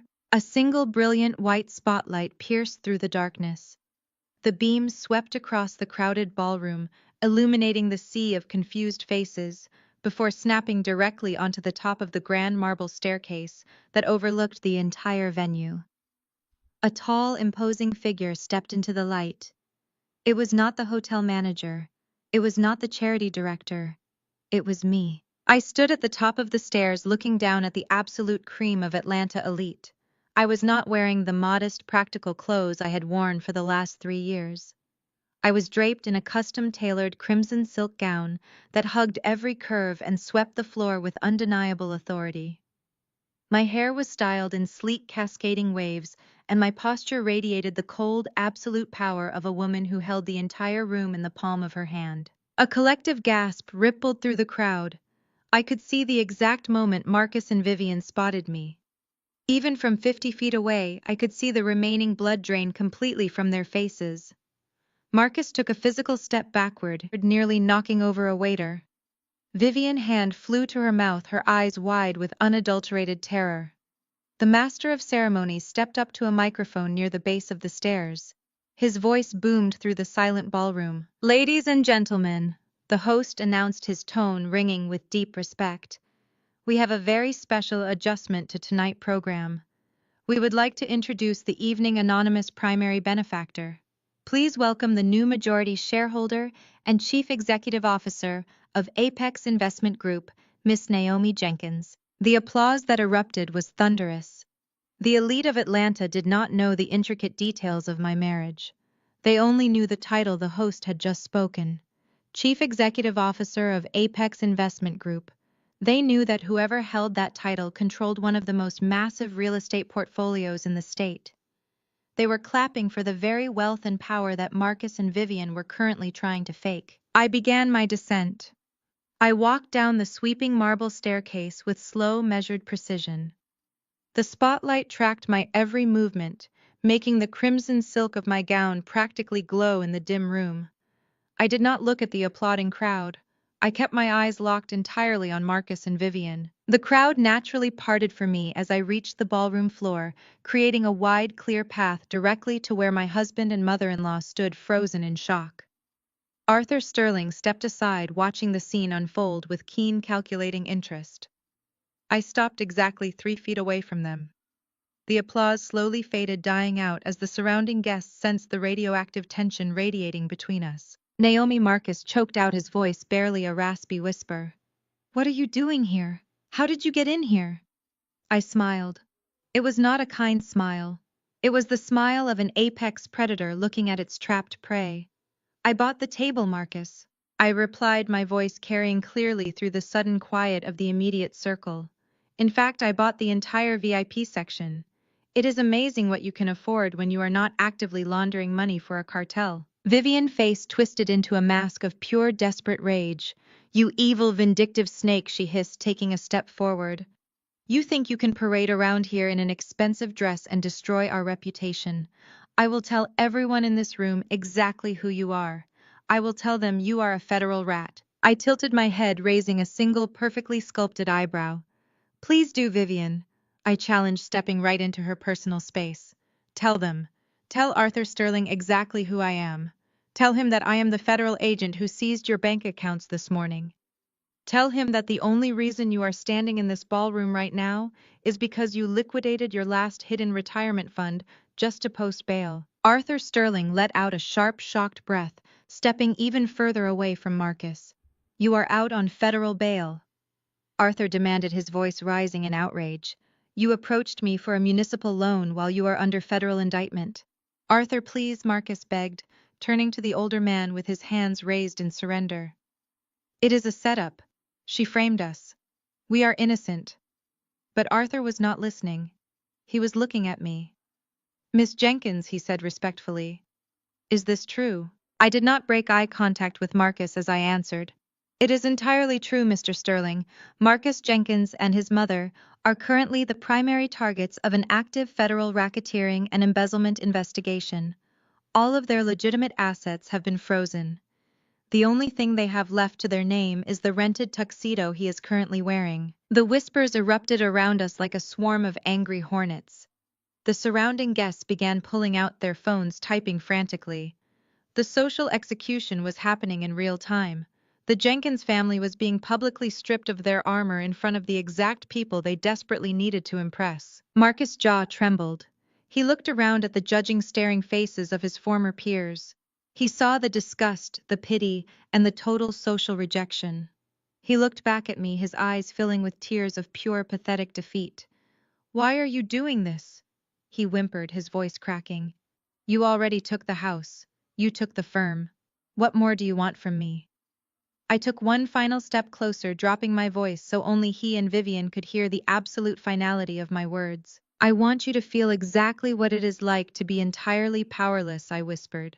I want you to look around this room and realize that you are nothing. You are a fraud, Marcus, and the show is finally over. I stepped back, leaving Marcus breathless and shaking, as the grand double doors at the top of the marble staircase swung open once more.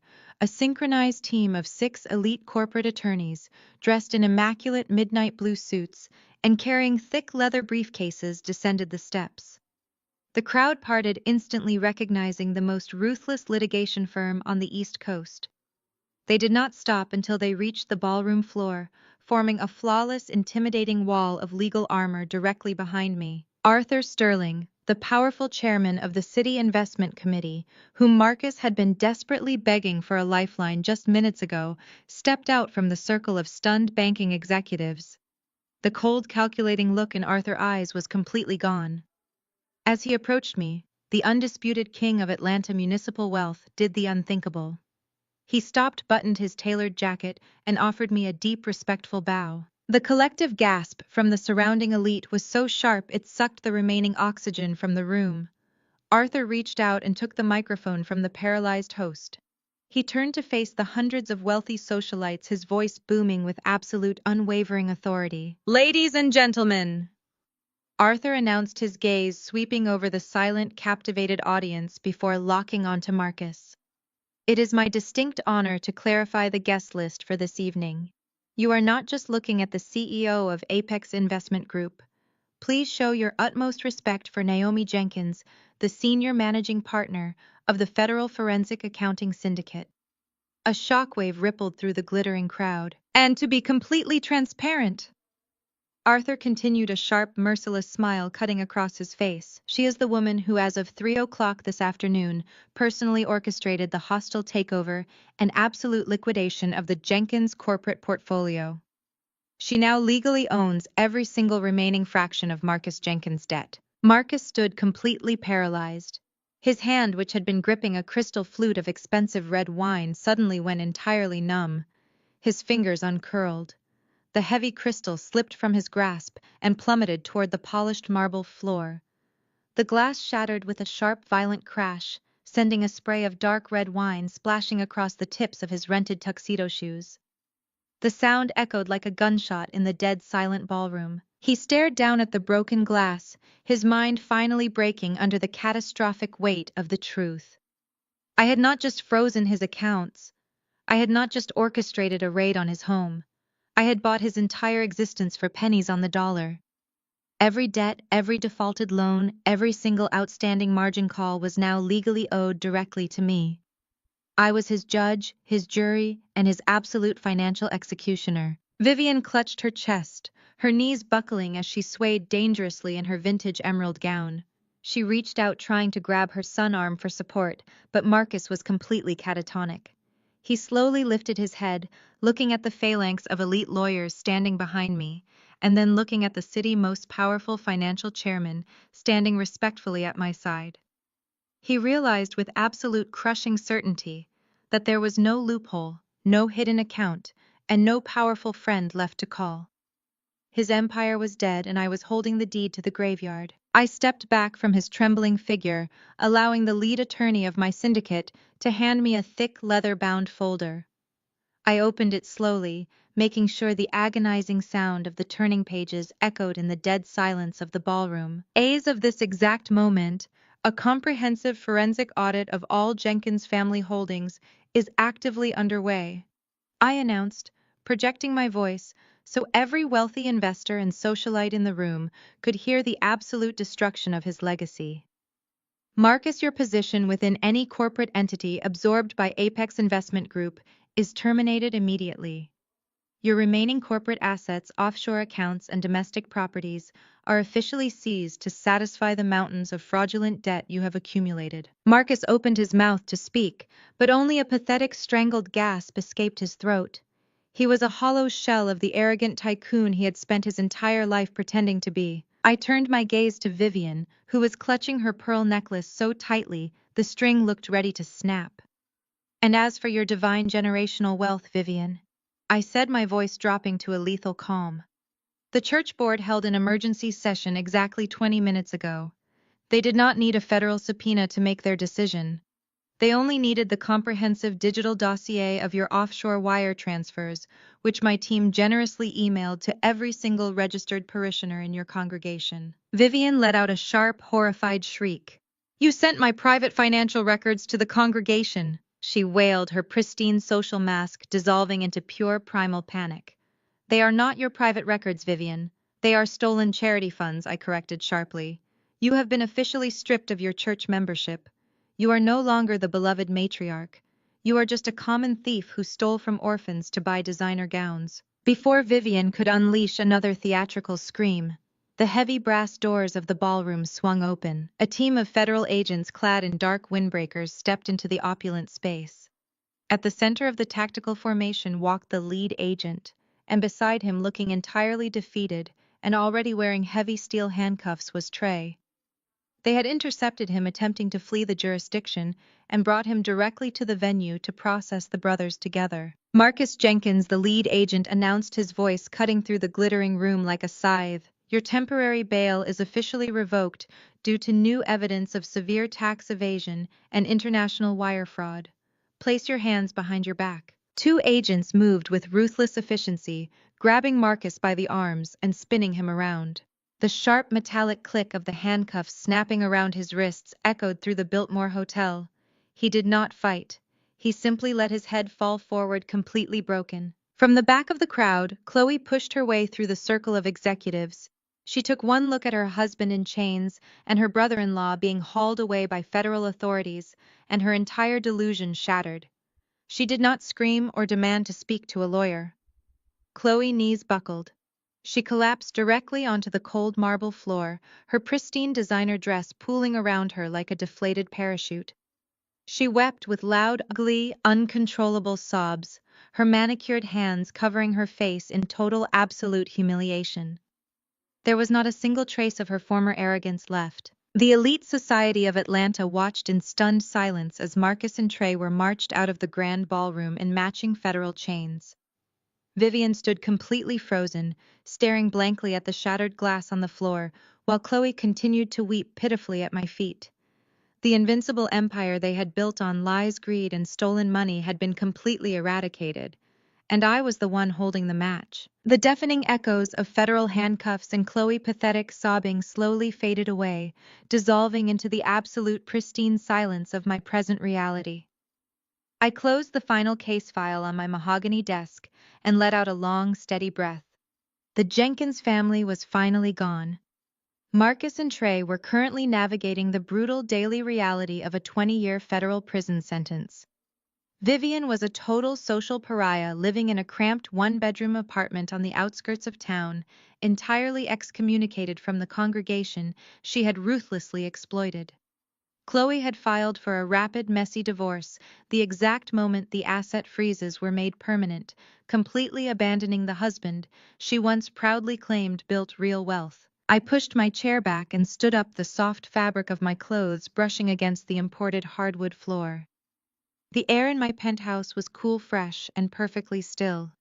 There was no one here to demand my service, no one to belittle my existence, and absolutely no one to remind me of my supposed place in their twisted, toxic hierarchy.